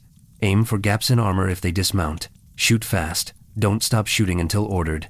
If they break our line, fall back toward the reserve infantry. Do not run away from the army. You'll be hunted down and hanged. Questions? No questions. Everyone's too terrified to formulate questions. Also, the questions would all be, are we going to die? And Sir Richard can't answer that honestly without destroying morale. Fight well. Make them regret charging us. For England. Sir Richard rides off to consult with other commanders. For England. Nationalism as motivational tool. It's effective. You're not sure you care deeply about England's territorial claims in France. But you care about surviving, and surviving requires fighting well, and fighting well requires motivation, so nationalism it is. The French cavalry begins moving, not charging yet, repositioning, testing, trying to find weaknesses in the English line. The movement is visible even at 400 yards. The French formations are shifting. Something is happening. The battle is starting. Slowly. Medieval battles don't begin with a starting gun. They begin with gradual escalation until someone commits to a charge. The English archers prepare. You knock an arrow but don't draw yet. Premature shooting wastes arrows. You wait for the order. Everyone waits. The tension is unbearable. You can hear your heartbeat. You can hear other men breathing. The silence before violence is somehow worse than violence. The French cavalry charges. Not all of it. A probing charge. Maybe 200 knights. Testing the English response. They're accelerating. Moving fast. Armored men on armored horses thundering across the field toward your position. The ground shakes. You can feel the vibration through your feet. The horses are massive. The knights are terrifying. They're coming directly at you. Draw. The order comes from somewhere. Every archer in your section draws simultaneously. 500 bows pulled back simultaneously. 500 archers holding 100+ pounds of tension. Waiting. Waiting. The cavalry is getting closer. 300 yards. 250 yards. Your arms are shaking from holding the draw. Loose. 500 arrows launch. The sound is incredible. A collective thwack of bowstrings releasing. 500 arrows arcing upward, then falling toward the charging cavalry. You're already knocking your second arrow. You don't watch your first arrow fly. You shoot again. Thwack. Another volley. Someone is shouting, shoot, shoot, shoot. You're not sure who. Doesn't matter. You shoot, draw, aim, loose. Knock another arrow. Draw, loose. The motion is automatic. Your 9 years of training have reduced archery to muscle memory. You're a machine. An arrow-launching machine running on fear and adrenaline. The French cavalry is 150 yards away, close enough to see individual horses, close enough to see arrows hitting targets. Horses go down. Knights fall. Not all of them. Most of them keep coming. But some horses are hit. Some knights are unhorsed. The arrows are working. Partially. Not perfectly, but working. 100 yards. The cavalry is very close. You can hear them now. The thunder of hooves, the shouting, the screaming of wounded horses. You keep shooting. Everyone keeps shooting. The arrow storm is constant. Hundreds of arrows in the air at all times. The sky is actually darkening with arrows. The famous description is real. The arrows do blot out the sun when thousands of archers shoot simultaneously at the same target. 50 yards. This is it. Either the arrows stop the charge or the cavalry crashes into your lines. You shoot faster, as fast as possible. Rate of fire matters more than accuracy now. Just get arrows in the air. Just keep the pressure up. The charge breaks. Not completely, but breaks. Too many horses down. Too many knights unhorsed. Too much chaos. The remaining cavalry wheels away, retreats back toward the French lines. Maybe 100 of the original 200 knights made it back. The English archers scream in triumph. You scream. You don't know what you're screaming. Just noise. Release of tension. Celebration of not dying in the last 2 minutes. Your arms are burning. You've shot maybe 20 arrows, 20 draws at 100 pounds each. Your muscles are screaming. Your fingers are bleeding. The bowstring has torn open the calluses. Blood is mixing with sweat on your hands. You barely notice. The adrenaline is overwhelming. Reload. Reform. The commanders are yelling. The first charge is over, but more are coming. You need more arrows. You pull your second sheaf 24 arrows and ready them. Your first sheaf is empty. You shot 24 arrows in maybe 3 minutes. The consumption rate is staggering. The French are regrouping. You can see them reorganizing. Another charge is coming, bigger this time. They're committing more cavalry, maybe 500 knights this time. This is going to be worse. Edmund is next to you. Good shooting. Keep it up. Aim low if you can hit the horses. Horses are bigger targets. His voice is steady, calmer than you'd expect. The veteran experience is showing. Robert, the 19-year-old, is to your left.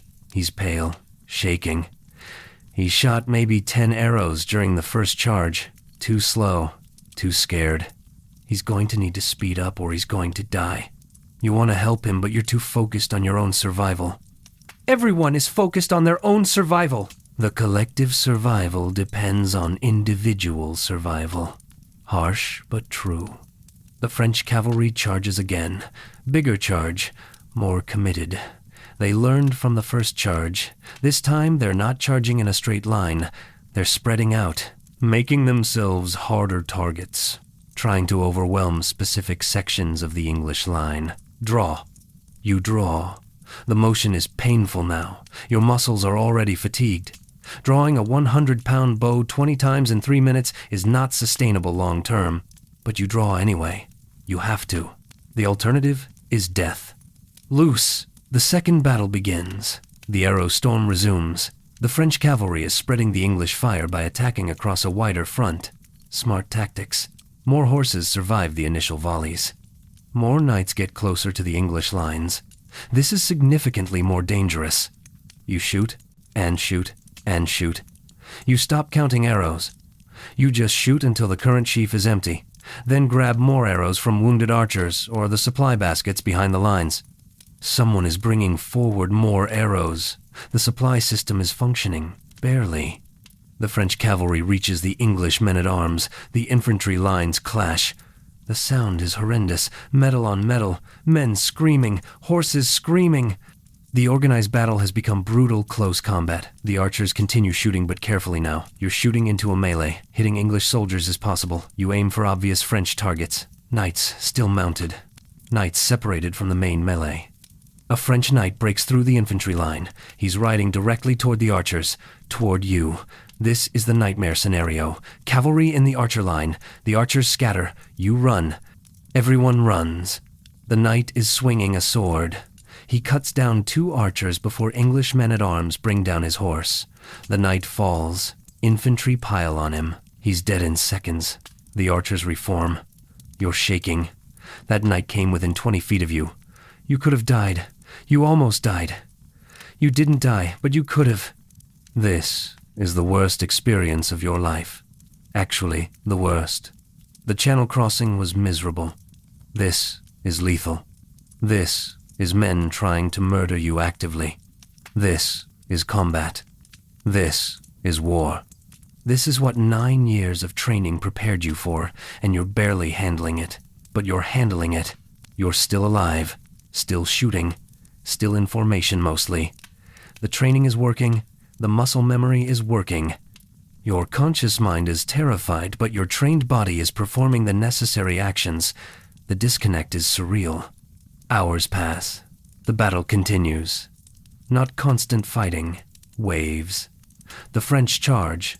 The English repel. The French regroup. The English reposition. Charge. Repel. Regroup. Repeat. The pattern continues with occasional variations. Sometimes the French send infantry instead of cavalry. Sometimes they send crossbowmen. The English adapt. The archers keep shooting. You've lost count of arrows shot. 50, 70, more. Your second sheaf is long gone. You're using whatever arrows you can find, pulling arrows from corpses, using arrows from supply baskets, grabbing arrows from wounded archers who can't shoot anymore. The arrow supply is becoming critical. The English ammunition is running low. Your hands are destroyed. The bleeding has stopped, not because the wounds healed, but because your hands are too damaged to bleed properly anymore. The bowstring has worn grooves into your fingers. Pulling the bowstring is agony. You pull anyway. Everyone pulls anyway. Stopping means dying. Robert is dead. You saw him go down during the third French charge. A crossbow bolt hit him in the chest. He dropped. You couldn't help him. You were shooting. He's dead somewhere in the mud behind you. He was 19. He thought war would be an adventure. He was catastrophically wrong. John is wounded. Arrow in the shoulder. Not fatal, probably, but he can't draw a bow anymore. He's been pulled back to the medical area. Whether he survives depends on infection. Medieval medicine being what it is, his odds are not great. William is still fighting, still drinking when he can. The alcohol might be helping. Liquid courage is real courage when you're being charged by armored cavalry. Thomas is still fighting, still alive through equipment maintenance and paranoia. His obsessive preparation might have saved him. His gear hasn't failed. His bowstring hasn't snapped. He's survived through attention to detail. Edmund is still fighting. Calm, professional. He's killed men before. He's killing men again. He's going to survive this, probably. His experience is an advantage. You're still fighting, still alive. You've survived multiple charges, multiple hours. You've shot more arrows than you can count. You've killed men, probably. You shot into formations and horses fell and knights died. Whether your specific arrows killed anyone is unknowable, but you participated in killing. You're a killer now. The knowledge is abstract and horrible. The French are withdrawing, not retreating completely, pulling back, regrouping at a distance. The immediate fighting stops. The English hold position. The commanders are assessing, deciding whether to pursue or consolidate. Medieval battlefield command decisions are happening in real time, and you're too exhausted to care about strategy. You sit down. Your legs give out. You're on the muddy ground. Blood, mud, corpses nearby. You're sitting in a battlefield. You survived. Somehow. Impossibly. You survived your first battle. The cost was catastrophic. You look around. Your company of 98 archers is now maybe 60 archers. 38 casualties. Dead or wounded, badly enough they can't fight. 38 men who were standing next to you this morning. Robert is dead. John is wounded. 36 others are casualties whose names you barely knew. A 39% casualty rate in your first battle. The statistics are horrifying. The survivors are traumatized. Everyone is sitting in shock. Some men are crying. Some are laughing hysterically. Some are silent. Everyone is processing. Edmund sits next to you. You did well. You're alive. That's what matters. First battle is the worst. You know what to expect now. It gets easier. You're not sure you believe him. This felt impossible to survive. Surviving again seems unlikely. But Edmund survived his first battle and survived subsequent battles, and he's here now. So maybe he's right. Maybe it gets easier. Maybe the terror becomes manageable. Or maybe you just get numb to the horror. Maybe survival is less about skill and more about luck. Maybe you got lucky today and won't be lucky next time. These were the thoughts real medieval archers had after battles. The historical record includes letters and accounts describing post-battle trauma.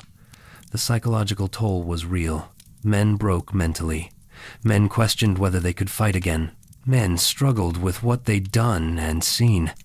They fought anyway, because refusing meant execution, because the army needed them, because their friends were fighting, because survival sometimes requires continuing to do terrible things. They deserve acknowledgement for that continued service despite trauma, for functioning despite horror, for fighting battle after battle when every instinct screamed to run. But the battle isn't over. The French haven't retreated completely. They're regrouping for another assault.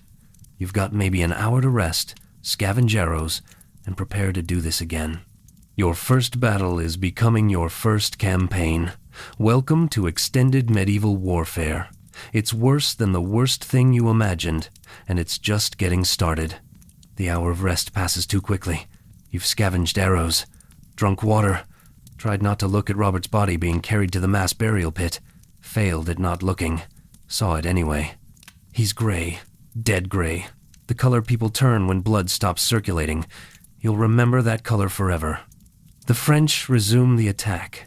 Different tactics this time. They're sending infantry instead of cavalry. Thousands of French men-at-arms advancing on foot, heavily armored, carrying shields. Moving slowly, but steadily, toward the English lines. This is going to be a grinding melee, not a dramatic cavalry charge. The archers shoot anyway.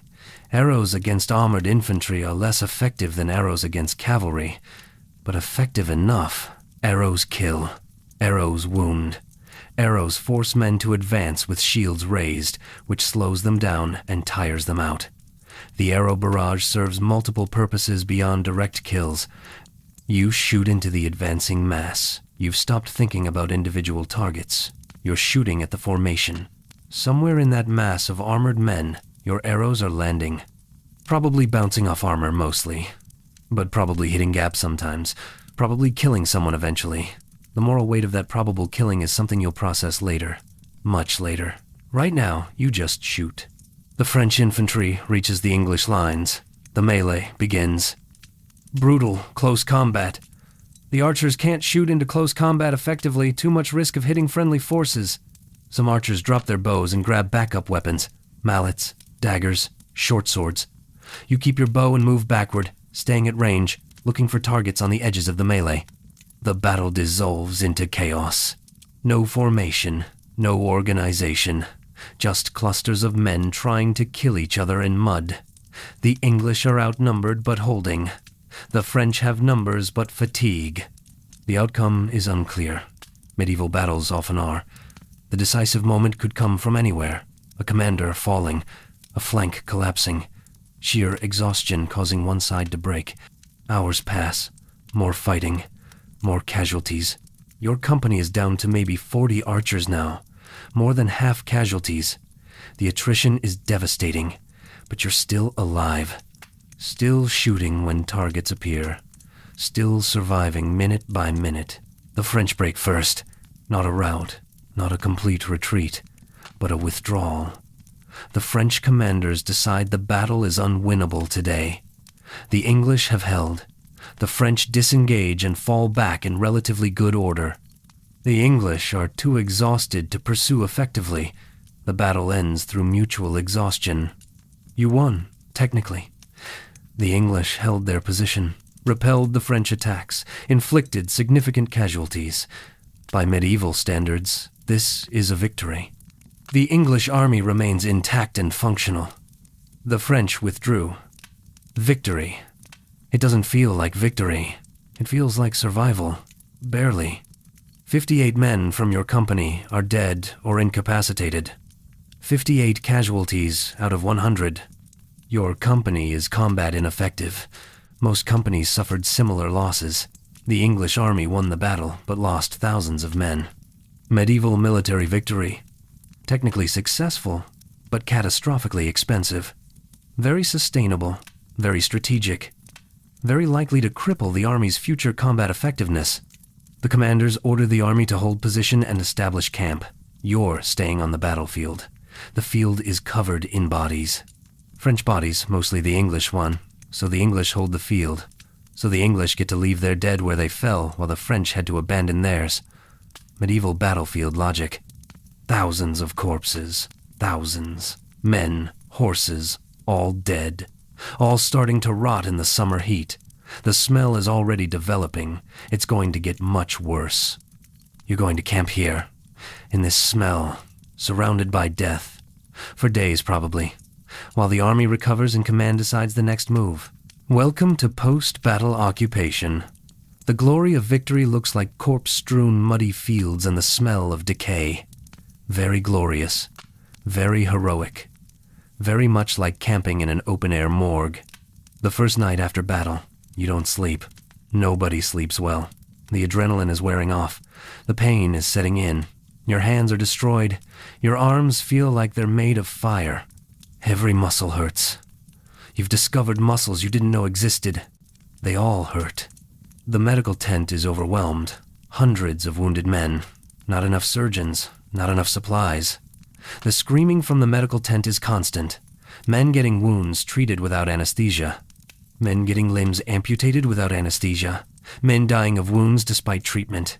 The medieval medical response to mass casualties is do your best and hope God is merciful. John, your tent mate with the shoulder wound, is in the medical tent. You don't know if he's alive. You want to check, but the medical tent is chaos, and you're too exhausted to navigate chaos. You'll find out tomorrow. Maybe he survived treatment. Maybe he died overnight. The uncertainty is its own torture. Your tent feels empty. 6 men started this campaign. Robert is dead. John is wounded. Status unknown. That leaves you, William, Thomas, and Edmund. 4 survivors out of 6. 2 casualties in 1 battle. The statistics are applied to your immediate circle now. The abstract has become personal. Edmund is functional. He's seen this before. He's coping through experience and emotional distance. He's not unaffected. He knew Robert. He cares that Robert is dead, but he's compartmentalizing. Survival requires compartmentalization. William is drinking, more than before. He's not speaking, just drinking and staring at nothing. The alcohol is the only thing keeping him from complete breakdown. You're watching a man self-medicate through trauma in real time. It's working, barely, for now. Thomas is maintaining his equipment. At midnight, his hands are shaking, but he's cleaning his bow, checking his bowstring, organizing his remaining arrows. The ritual is keeping him together. He's controlling the one thing he can control. His equipment will be perfect. Everything else is chaos, but his equipment will be perfect. You're sitting in silence, processing.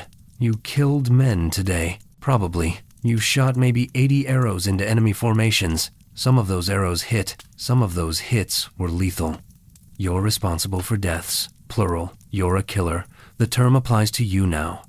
The moral weight is heavy. These were French soldiers, yes. Enemy combatants, yes. Men trying to kill you, yes. But also men. Real people, with families and lives and hopes. You ended some of those lives. You ended them from distance, so you never saw their faces, but you ended them. The distance doesn't reduce the reality. Medieval archers dealt with this constantly. The historical record includes confessions to priests, personal letters expressing guilt, religious donations seeking forgiveness for battlefield killings. The psychological burden was real. These men knew they were killing. Some made peace with it. Some struggled with it forever. You're struggling with it. You'll probably struggle with it for the rest of your life. Whether that life is long or short depends on surviving future battles. The immediate problem is making it through tonight without falling apart. Edmund notices your silence. First kills are hard, he says. You're thinking about the men you killed, whether they had families, whether killing them was right. I know. I did the same thing after my first battle. You nod. You can't form words yet. It doesn't get easier, Edmund continues. You get used to it. That's different from easier. You learn to carry it. But it's always heavy. Anyone who says killing in battle doesn't affect them is lying or broken. You're normal. The guilt is normal. The weight is normal. The validation helps, slightly. You're not uniquely weak for feeling this. You're human. Humans feel guilt after killing. Even justified killing. Even necessary killing. The justification doesn't eliminate the guilt. Try to sleep, Edmund says. Tomorrow we're burying the dead. You'll need energy. Sleep seems impossible, but you try anyway. You lie down on the ground in your tent. Close your eyes. See Robert's dead face. Open your eyes. Try again. See charging cavalry. Open your eyes. Try again. See arrows hitting horses. Open your eyes. You don't sleep. You rest with your eyes closed and call that sleeping. It's not restorative, but it's better than nothing. This will have to be enough. Morning arrives gray and wet. It's raining. Of course it's raining. The battlefield is turning into a mud pit mixed with blood and corpses. The aesthetic is apocalyptic. This is what medieval battlefields look like the day after victory. Hell would be an improvement. The army begins cleanup. Cleanup is generous. The process is identify English dead, strip all corpses of valuables, both English and French, bury English dead in mass graves, leave French dead where they fell. This is standard procedure. The victorious army keeps the field, buries its own dead, and leaves enemy dead to rot or be recovered later by the enemy if the enemy wants to return. The French probably won't return to recover bodies. Too risky. So the French corpses will rot on this field until scavengers in time reduce them to bones. The scale of death is overwhelming. You're assigned to burial duty. You help dig mass graves. 6 feet deep, 50 feet long, 10 feet wide. You pile English bodies into these graves. Hundreds of bodies. You lost count after 200. These were men, English soldiers, men who stood in formation with you yesterday, dead now, being buried in unmarked mass graves in French soil. They'll never go home. Their families will never visit their graves. They'll be forgotten except as statistics. Robert goes into a grave. You help carry his body. He's stiff now. Rigor mortis. His eyes are open. His face is frozen in an expression of surprise. He didn't expect to die. Death surprised him. You close his eyes. The gesture is meaningless. He's dead. He doesn't care, but you do it anyway. Small dignity in undignified circumstances. You say nothing. There's nothing to say. Robert was 19. He died in France. He'll be forgotten. That's his story. Complete, final, depressing. The graves are filled. Dirt piled on top. No markers. No ceremony beyond brief prayers from the army chaplains. Hundreds of men buried and forgotten in a single day. Medieval military burial is efficient and impersonal. The living have priorities beyond elaborate mourning. The living need to survive. The dead are handled quickly so the living can move on. But you'll remember Robert. He was your age, from your village. You practiced archery with him. He was excited about war. He died in his first battle. You'll carry that memory. Someone should remember him. After burial duty, you're assigned to arrow recovery. The battlefield is covered in arrows. Thousands of arrows. English arrows and French arrows. Collect them. Sort them. Usable arrows get added back to supply. Broken arrows get salvaged for parts. The arrow economy is critical. Arrows are expensive. Recovering battlefield arrows is standard procedure. You walk across the battlefield picking up arrows. The ground is soft from rain and blood. Your boots sink into mud. You step over corpses. French corpses.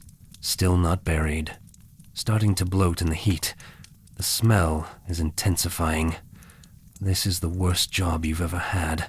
Worse than the channel crossing. At least the channel crossing didn't involve wading through corpses. You find your own arrows sometimes. You can tell by the fletching pattern you marked your arrows with a specific color pattern so you could identify them. Your arrows are sticking out of dead horses, out of the ground, out of corpses. Each arrow represents a shot you took. Each arrow potentially killed someone. The physical evidence of your participation in mass violence is scattered across the field. You collect 24 of your own arrows, plus 53 other arrows in various conditions. 77 arrows total from several hours of scavenging. The recovery rate is significant. The army will reclaim thousands of arrows from this battlefield. The economic salvage partially offsets the human cost. Partially, in a very grim accounting sense. The army occupies the battlefield for 4 days.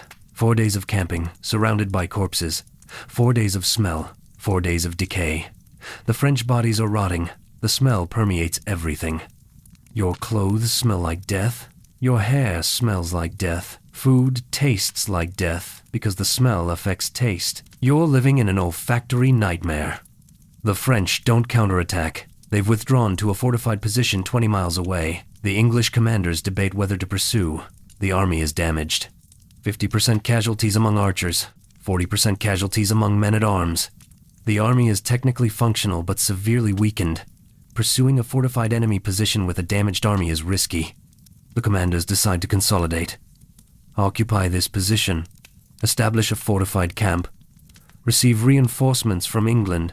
Recover before the next major action. The campaign continues, but the aggressive phase pauses. You're staying here. In this corpse field. For weeks, possibly. Reinforcements arrive on day 7. Fresh troops from England. New archers. Young men who haven't fought yet. They look at the battlefield with horror and disbelief. You remember looking like that? A week ago. You're a veteran now. One battle makes you a veteran when half your company died. The transition from new recruit to hardened survivor happens fast in medieval warfare. The new archers replace casualties. Your company gets 42 new men. Combined with your 40 survivors, you're back to 82 total. Not full strength, but functional. The new men are integrated quickly. No time for extended training. Learn on the job. Fight or die. Welcome to the army. You're assigned to train 3 new archers. Show them the reality. Teach them what the Sunday practice didn't cover. How to shoot fast under pressure. How to scavenge arrows during battle. how to deal with cavalry charges, how to survive. The 3 new archers are Thomas, different Thomas, 4th Thomas you've met, Peter, and Alan, all 17 or 18, all terrified, all looking to you for guidance because you survived one battle so clearly you're an expert. You're not an expert. You're barely surviving yourself, but you teach them what you can. Practical advice: stay in formation, aim for horses, don't freeze during charges. Keep shooting no matter what. The advice is basic but essential. Edmund taught you. You teach them. The knowledge passes down through survivors. Peter asks how many battles you fought. You say 1. He looks disappointed. He was hoping for a veteran with extensive experience. You're just a survivor with 1 battle, but 1 battle is more than 0 battles. Your experience counts for something. Alan asks if it gets easier. You remember Edmund saying it doesn't get easier, you just get used to it. You repeat that to Alan. The weight stays heavy. You learn to carry it. That's not the reassurance he wanted. But it's the truth. Thomas, the new one, asks about Robert. The village sent 5 archers. 4 are here or wounded. Where's the 5th? You tell him Robert died in the first battle. Thomas goes quiet. The reality settles in. People die, quickly, even in the first battle, especially in the first battle. These conversations happen constantly across the army. Veterans teaching new recruits, survivors passing on knowledge, the informal education system of medieval warfare. The lessons are paid for in casualties. Robert's death teaches the next wave to be more careful. His death has meaning only in that pedagogical sense. It's grim accounting, but medieval armies operate on grim accounting. You think about John. He survived surgery. The shoulder wound is infected, but not lethally. He'll probably survive. He can't fight anymore. The shoulder won't support drawing a bow. He'll be sent back to England when transport is available. He'll live, but he's done with archery. The career is over. He's 24. His profession is gone. He'll need to find new work with a ruined shoulder. The medieval veteran experience. Survive the war. Lose your livelihood. Figure out civilian life with permanent injuries. Very supportive. Very comprehensive. The veteran care system is, good luck, you're on your own now. But John is alive. That's what matters. He's going home. He'll see his wife and children again. The shoulder is a heavy price, but he's paying it with his life intact. That's a victory. A painful, expensive victory, but a victory. You're not going home. You survived 1 battle.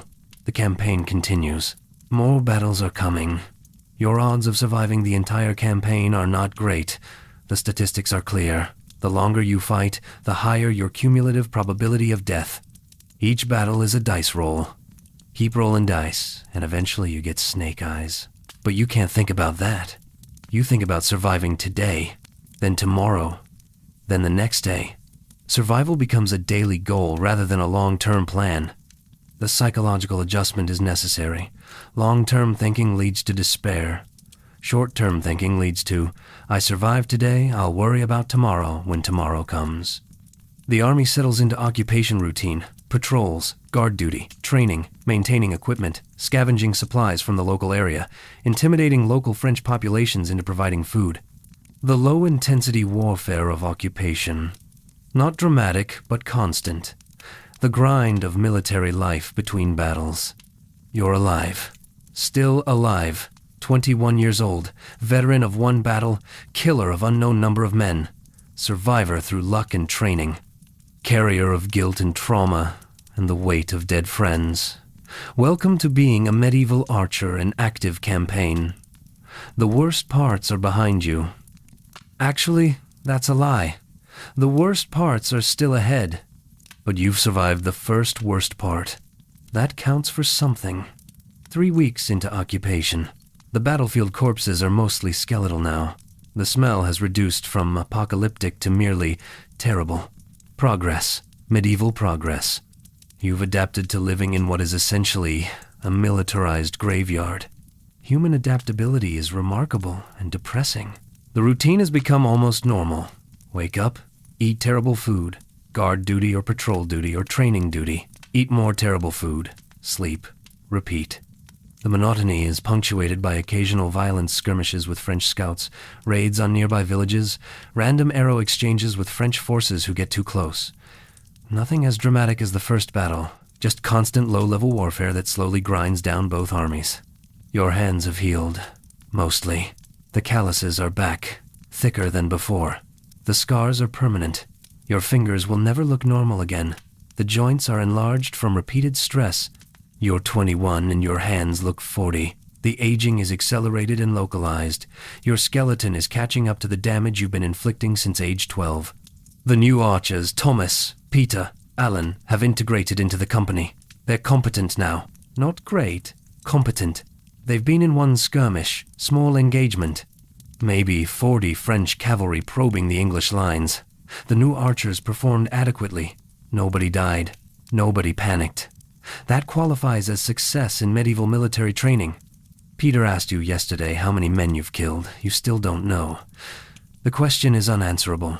You shot 80-something arrows in the first battle. Some hit, some killed. How many? Impossible to say. You tell Peter you don't know and don't want to know. He seems disappointed. He wants concrete numbers, body counts, confirmation of effectiveness. You want to forget. The psychological differences between you and Peter are stark. 3 weeks ago, you were Peter, eager, curious, treating war like a statistics game. Now you're exhausted, traumatized, treating war like survival. 3 weeks changes you when those weeks include a major battle and constant exposure to death. Edmund says this is normal progression. Everyone starts thinking war is interesting. Everyone ends up just wanting to survive and go home. The transformation is universal. You're ahead of schedule because the first battle was brutal. Peter will get there. Unfortunately, Edmund is right about most things. He's survived 2 campaigns now. His predictions are generally accurate. If he says Peter will end up as exhausted as you, Peter will end up as exhausted as you. The war grinds everyone down eventually. Enthusiasm is temporary. Exhaustion is permanent. Week 5. The English army receives orders to march. The fortified camp is abandoned. The army is moving toward another French position, another fortified city, another siege or battle. The campaign continues. The grind continues. The march is 20 miles, 2 days of walking through French countryside. The countryside is beautiful in late summer. Green fields, forests, rivers. France is objectively lovely. You're marching through it with 7,000 other soldiers who are destroying everything in their path. The beauty is wasted on you. You're too focused on foot pain and probable death to appreciate scenery. The French are burning their own villages. Scorched earth tactics. If the English army is coming, the French civilians evacuate and burn everything useful. No food for the English to steal. No shelter for the English to use. No supplies for the English to scavenge. The French are denying resources by destroying them. Very strategic, very effective, very destructive to French peasants who now have no homes. Medieval warfare is terrible for everyone involved, including civilians, especially civilians. Armies destroy everything. Both sides destroy everything. The land gets wrecked. The people get displaced or killed. War is comprehensive in its destruction. Nobody wins except in the narrowest military sense. Everyone loses overall. You pass through a burned village. The destruction is recent. Fires still smoldering. The structures are ash. The smell is smoke and burned wood and burned food and burned things that shouldn't be burned. No people. They fled or died. Either way, the village is empty. Dead. This village probably existed for centuries. Generations of families, built slowly over decades, destroyed in an afternoon to deny supplies to your army. The historical continuity is severed. The place is gone. Because England and France are fighting over territorial claims that mean nothing to the people whose lives are being destroyed. War is pointless and terrible, and you're participating in it. You're part of the machine that destroyed this village. Not directly. You didn't light the fires. The French did, but your presence caused the destruction. The English army's movement triggered the French scorched earth response. You're causally linked to this destruction even if you didn't personally burn anything. The moral weight accumulates. You're carrying guilt for kills in battle. Now you're carrying guilt for destroyed villages. The psychological burden is becoming unbearable. You're 21. You should be farming or learning a trade or getting married. Instead, you're marching through France carrying guilt and arrows and the knowledge that you're part of something terrible. But you march anyway. Because desertion means execution. Because your friends are marching. Because stopping isn't an option. You march and carry the weight and hope you survive long enough to go home and process all this. If you survive. Big if. The army reaches the French fortified position on day 3 of marching. It's a city. Actual city.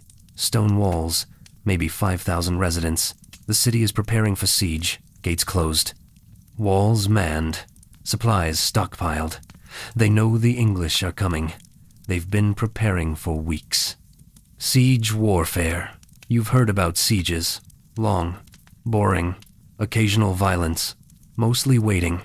The English army surrounds the city. Establishes siege camps. Begins the process of starving the city into surrender. This could take months. Months of sitting outside a city waiting for them to run out of food. The archers are positioned to prevent anyone leaving the city. If the gates open, you shoot. If anyone tries to escape over the walls at night, you shoot. You're not storming the walls. That's a job for specialized siege troops. You're containment. You're the threat that keeps the city sealed. Day 1 of siege. Boring. Day 2. Boring. Day 3. Boring. This is the pattern. Sieges are waiting. Endless waiting. The French aren't sallying out. The English aren't attacking yet. Both sides are waiting. Medieval military doctrine. Whoever runs out of supplies first loses. Very exciting. Very action-packed. Very much like watching paint dry, except with higher stakes. Day 7. The French attempt a sortie. Maybe 200 soldiers rush out of the gate to attack the siege lines. The archers respond. You shoot into the sortie. The French retreat after maybe 15 minutes of fighting. Small casualties on both sides. The sortie was testing English readiness. The test confirmed the English are ready. The French return to the city. Everyone goes back to waiting. You're developing siege routine. Wake up. Eat. Stand guard watching walls. Eat. Stand more guard. Sleep. Repeat. The monotony is different from occupation monotony, but equally numbing. You're bored. Actively bored. Boredom mixed with constant low-level danger. Someone might shoot you from the walls at any time. Probably won't. Might. The uncertainty prevents relaxation. Week 3 of siege. Supply problems developing. The English army brought supplies from England. Those supplies are running low. The army is foraging from the surrounding countryside, but the French already burned the nearby villages. Food is scarce. The English are competing with the besieged city for who starves first. This is not ideal. Rations are reduced. You're eating 1 meal per day now, maybe 800 calories. Not enough for active military service. You're losing weight. Everyone is losing weight.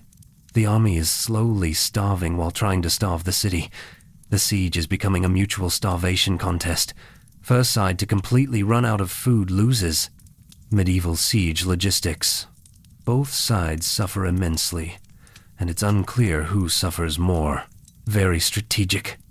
Very sustainable. Very likely to cause the entire campaign to collapse from malnutrition. Week 4. The city shows signs of distress. Fewer defenders on walls. Less activity. They're starving faster than the English. Probably. Hopefully. The English commanders are optimistic. The siege is working. The city will surrender soon. Probably. The commanders say probably a lot. Confidence is not absolute. Week 5. The French relief army arrives. A fresh French force. Maybe 6,000 soldiers. Coming to break the siege and save the city. This is the nightmare scenario. The English army is split between siege lines facing the city and defensive lines facing the relief force. The English are surrounded. Besiegers are now besieged. The tactical situation has inverted.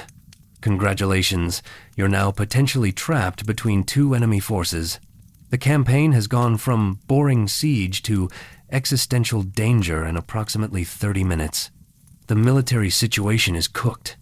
Absolutely cooked. The commanders make a decision. Lift the siege. Abandon the siege works. Consolidate the army. Prepare to fight the relief force. The siege is over. Failed. 5 weeks of starving for nothing. The city survives. The English retreat from the walls and form defensive positions. The French relief force doesn't attack immediately. They're establishing their own positions. Both armies are preparing for battle. The second major battle of your campaign. Your second battle total. The first battle killed Robert and wounded John and traumatized everyone. This battle will probably be worse. You have 1 night to prepare. 1 night to contemplate mortality again. 1 night to remember the first battle and imagine repeating it. The fear is familiar now. You've felt this before. The familiarity doesn't make it better. You know what's coming. That's worse than not knowing. The anticipation of horror is its own horror. The veterans are calm. Edmund is calm. William is drinking, but calm. Thomas is maintaining equipment, but calm. They've done this before, multiple times. They've learned to function despite fear. You're learning too. The terror is still present, but you're functional within the terror. Progress. Terrible progress. But progress. The new archers are panicking. New Thomas, is shaking.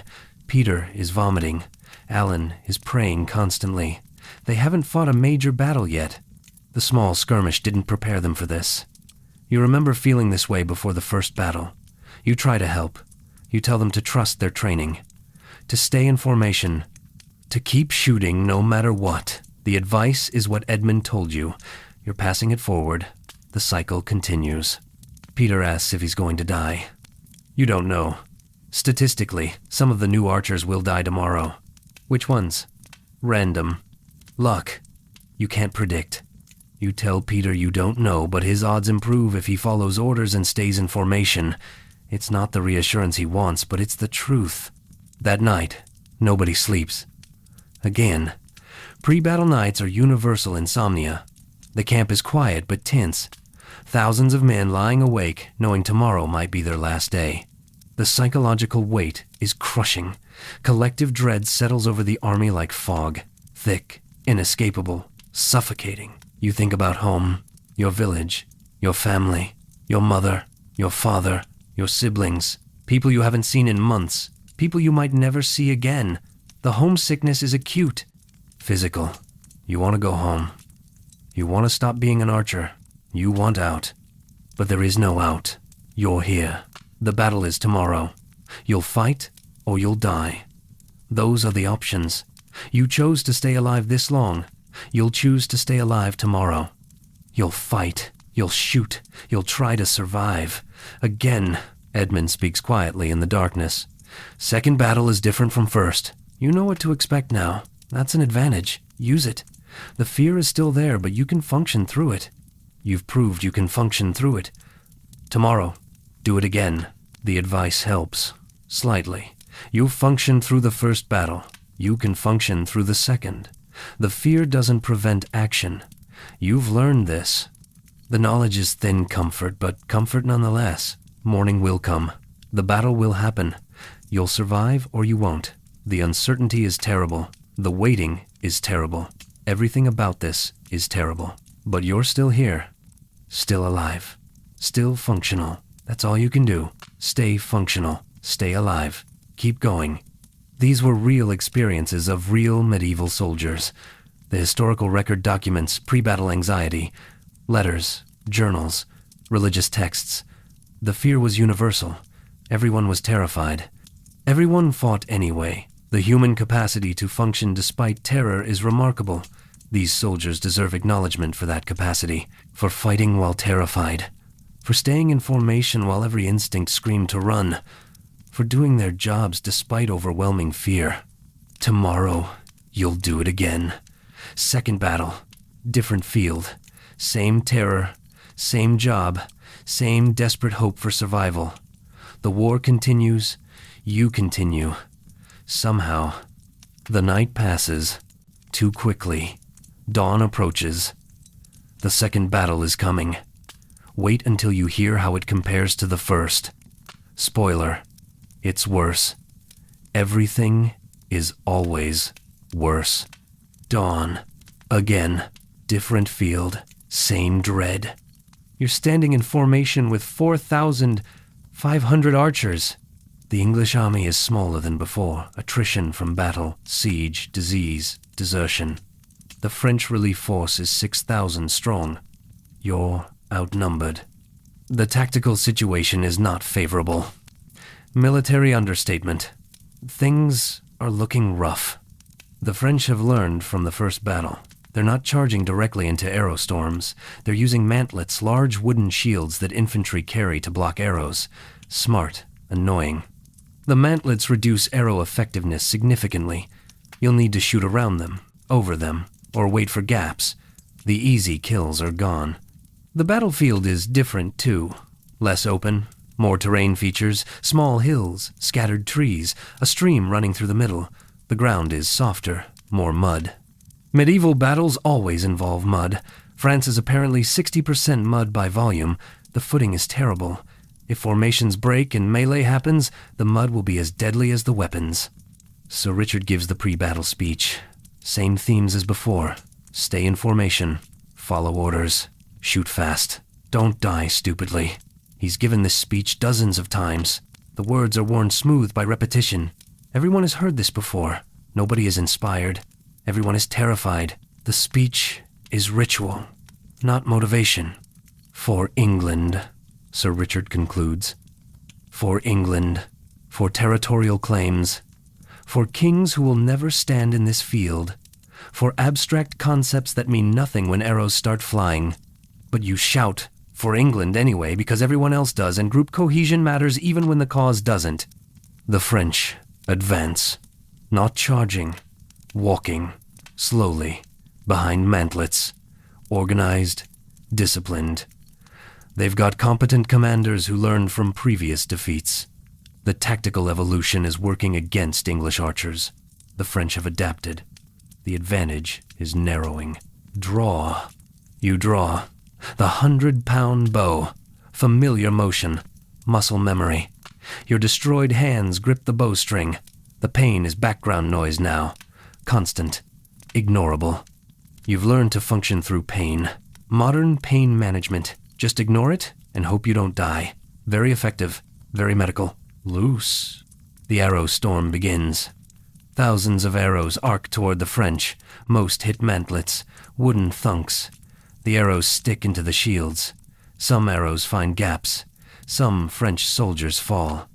But the mantlets are working. The French advance continues. They're closing distance.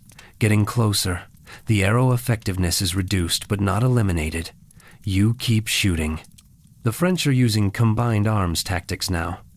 Mantlets in front, crossbowmen behind the mantlets, cavalry on the flanks. They're coordinating multiple unit types. This is significantly more sophisticated than the first battle. The French military learning curve is steep and alarming. The crossbowmen shoot back. Crossbow bolts incoming. The sound is different from arrows, heavier, slower, less whistle, more thunk when they land. A bolt hits the ground near your feet. 6 inches away. That could have killed you. It didn't. Luck. Pure luck. You keep shooting because stopping means dying. Peter goes down. Crossbow bolt through the throat. He's dead before he hits the ground. Instant. 1 second shooting, next second dead. No time to process, you keep shooting. You'll process Peter's death later. Much later. Right now, you shoot. The French infantry reaches the English lines. Melee begins. Brutal. Worse than the first battle.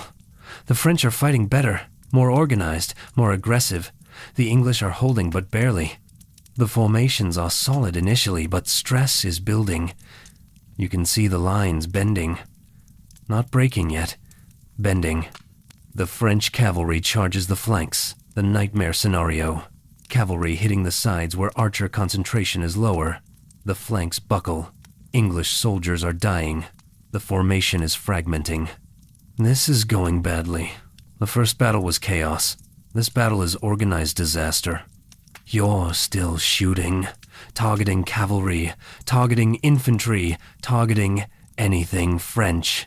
Your arrow count is unknowable. You're grabbing arrows from whatever source available. Shooting. Grabbing. Shooting. The automatic process is keeping you alive. Thinking would slow you down. You're not thinking, just doing.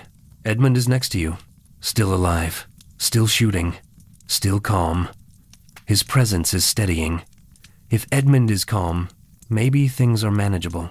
Edmund's calm is a lie. Things are not manageable. But the lie helps. You shoot faster because Edmund is calm. The psychology is working even if the tactics aren't. The English right flank collapses completely. French cavalry breaks through. Hundreds of knights pouring through the gap. They're behind the archer lines now. Behind you. The containment has failed. You're surrounded. The battle has become encirclement. The English army is being enveloped. Fall back. Fighting, retreat. Commands from somewhere. Fall back. Retreat while fighting. Don't rout. Don't run. Controlled withdrawal. The English army is retreating. This is a loss. Active, ongoing loss. You're losing this battle in real time. You retreat, backward, while shooting. Shooting at cavalry, pursuing you. Shooting at infantry, pressing the attack. Shooting constantly because stopping means dying. The retreat is chaos. Men running. Men dying. Men screaming. The organization is gone. This is every man for himself, wearing the thinnest veneer of formation. Alan goes down, trampled by English soldiers retreating. Not killed by the enemy, killed by friendly forces in the chaos. The retreat is deadly from all directions. You keep moving, keep shooting, keep retreating. Survival is direction. Backward, away from the French. The English army reaches a defensive position. A hill, small but elevated, enough to make cavalry charges harder. The remnants of the army consolidate on this hill. Maybe 4,000 soldiers left from the original 7,000. Massive casualties. The French have won decisively. The only question now is whether the English can retreat successfully or get completely destroyed. The French are regrouping, preparing final assault. This is it. Last stand scenario. You're going to die on this hill in France. Probably. The odds are terrible. Worse than terrible. Catastrophic. You've survived 2 battles, and you're about to die in the second battle's final phase. But the French don't attack. They're pulling back. Why? You don't know. Edmund doesn't know. Nobody knows.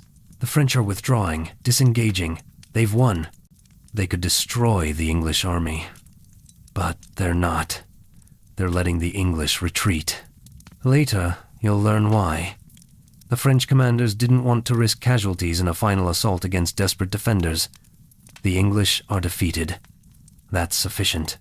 Destroying the remnants isn't worth additional French casualties. Medieval military pragmatism, take the win and go home. The English army retreats, disorganized, broken, heading back toward Calais, back toward the English Channel, back toward England. The campaign is over, failed. The siege failed. The second battle lost. The entire campaign achieved nothing except massive casualties on both sides. Medieval warfare, comprehensive failure for everyone involved. You're retreating, walking, too exhausted to run. Your company of 82 archers is now maybe 40 archers. Another 50% casualties. Peter dead, Alan dead. Thomas, new Thomas, wounded badly. Probably won't survive the retreat. The attrition is relentless and depressing. The retreat takes a week. A week of walking through France while French forces harass you. Not attacking directly, just following. Picking off stragglers, killing anyone who falls behind. The French are pursuing just enough to ensure maximum English casualties during retreat. The hunt is methodical and efficient. You survive the retreat because you're young and you keep moving and you're lucky. Luck is the primary survival factor at this point. Skill matters, training matters, but luck matters more. Lucky soldiers survive. Unlucky soldiers die. You've been lucky twice now. Your luck will run out eventually, statistically inevitable. But not today. The English army reaches Calais. What's left of it? Maybe 3,000 soldiers from the original 8,000. 63% casualties over the campaign. The casualty rate is staggering. This campaign was a disaster. Military disaster, strategic disaster. human disaster. You board ships for England. The Channel crossing is terrible. Again. You vomit. Again. Everyone vomits. Again. The experience is familiar and awful. You sit in vomit-filled holds for 12 hours. You survive. You reach England. The solid ground of home feels impossible. Miraculous. You're home. Actually home. Your company is dismissed at the English port. Campaign concluded. Return to your villages. You'll be summoned if needed again. That's it. No ceremony. No acknowledgement. Just go home. The army disperses. Men scatter back to their villages. The war machine disassembles as quickly as it assembled. You walk home, 30 miles, 2 days. You arrive at your village in late autumn. You've been gone for 5 months. It feels like decades. You're 21, but you feel 50. Your body is broken. Your hands are ruined. Your mind is traumatized. You're home, but you're not the same person who left. Your family is relieved. Your mother cries. Your father looks at you and sees the change. You're a veteran now, damaged, forever. He doesn't say it. He doesn't need to. You both know. The village lost 2 of 5 archers. Robert dead. John returned wounded and unable to work. You, William, and Edmund survived intact physically, but not mentally. The 40% mortality rate is consistent with broader statistics. Your village experience is typical. Every village lost men. Thousands of English archers died in France. Thousands of families mourning. Thousands of veterans carrying trauma. Welcome to the end of our journey through medieval archery. We've covered 9 years of training. The skeletal deformation that training caused, the economics of arrow production, the mandatory military service, the Channel crossing, the march through France. 2 major battles. Siege warfare, retreat, and return home. We've watched men die. We've seen the machinery of medieval warfare from the archer's perspective. We've acknowledged the reality that being a medieval archer was less heroic warrior and more government-mandated body destruction program that occasionally involved killing people in foreign countries. What can you do today with this knowledge? 3 things. First, next time you see archery in movies or games, remember the reality. Remember the years of training. Remember the skeletal deformation. Remember that medieval archers were built different, literally. Their bones were structurally different, and that building took years of systematic damage starting in childhood. The Hollywood version is entertainment. The historical version is body horror. Second, when you hear about military service, remember the reality of medieval conscription. Remember that archers were forced into service. Remember that survival was partially skill and mostly luck. Remember that the veterans came home broken. Remember that there was no support system. Modern militaries have problems, but medieval military service was nightmare fuel in every dimension. Third, be grateful for modern medicine, modern warfare, modern everything. You can be grateful while acknowledging modern problems. Both things can be true. But if you had to choose between medieval archery and modern military service, you'd choose modern every time because at least modern veterans get VA benefits instead of good luck with your ruined skeleton. You're on your own. Be grateful you've never had to draw a 100-pound bow until your fingers bled and your spine curved and your skeleton restructured itself around systematic violence.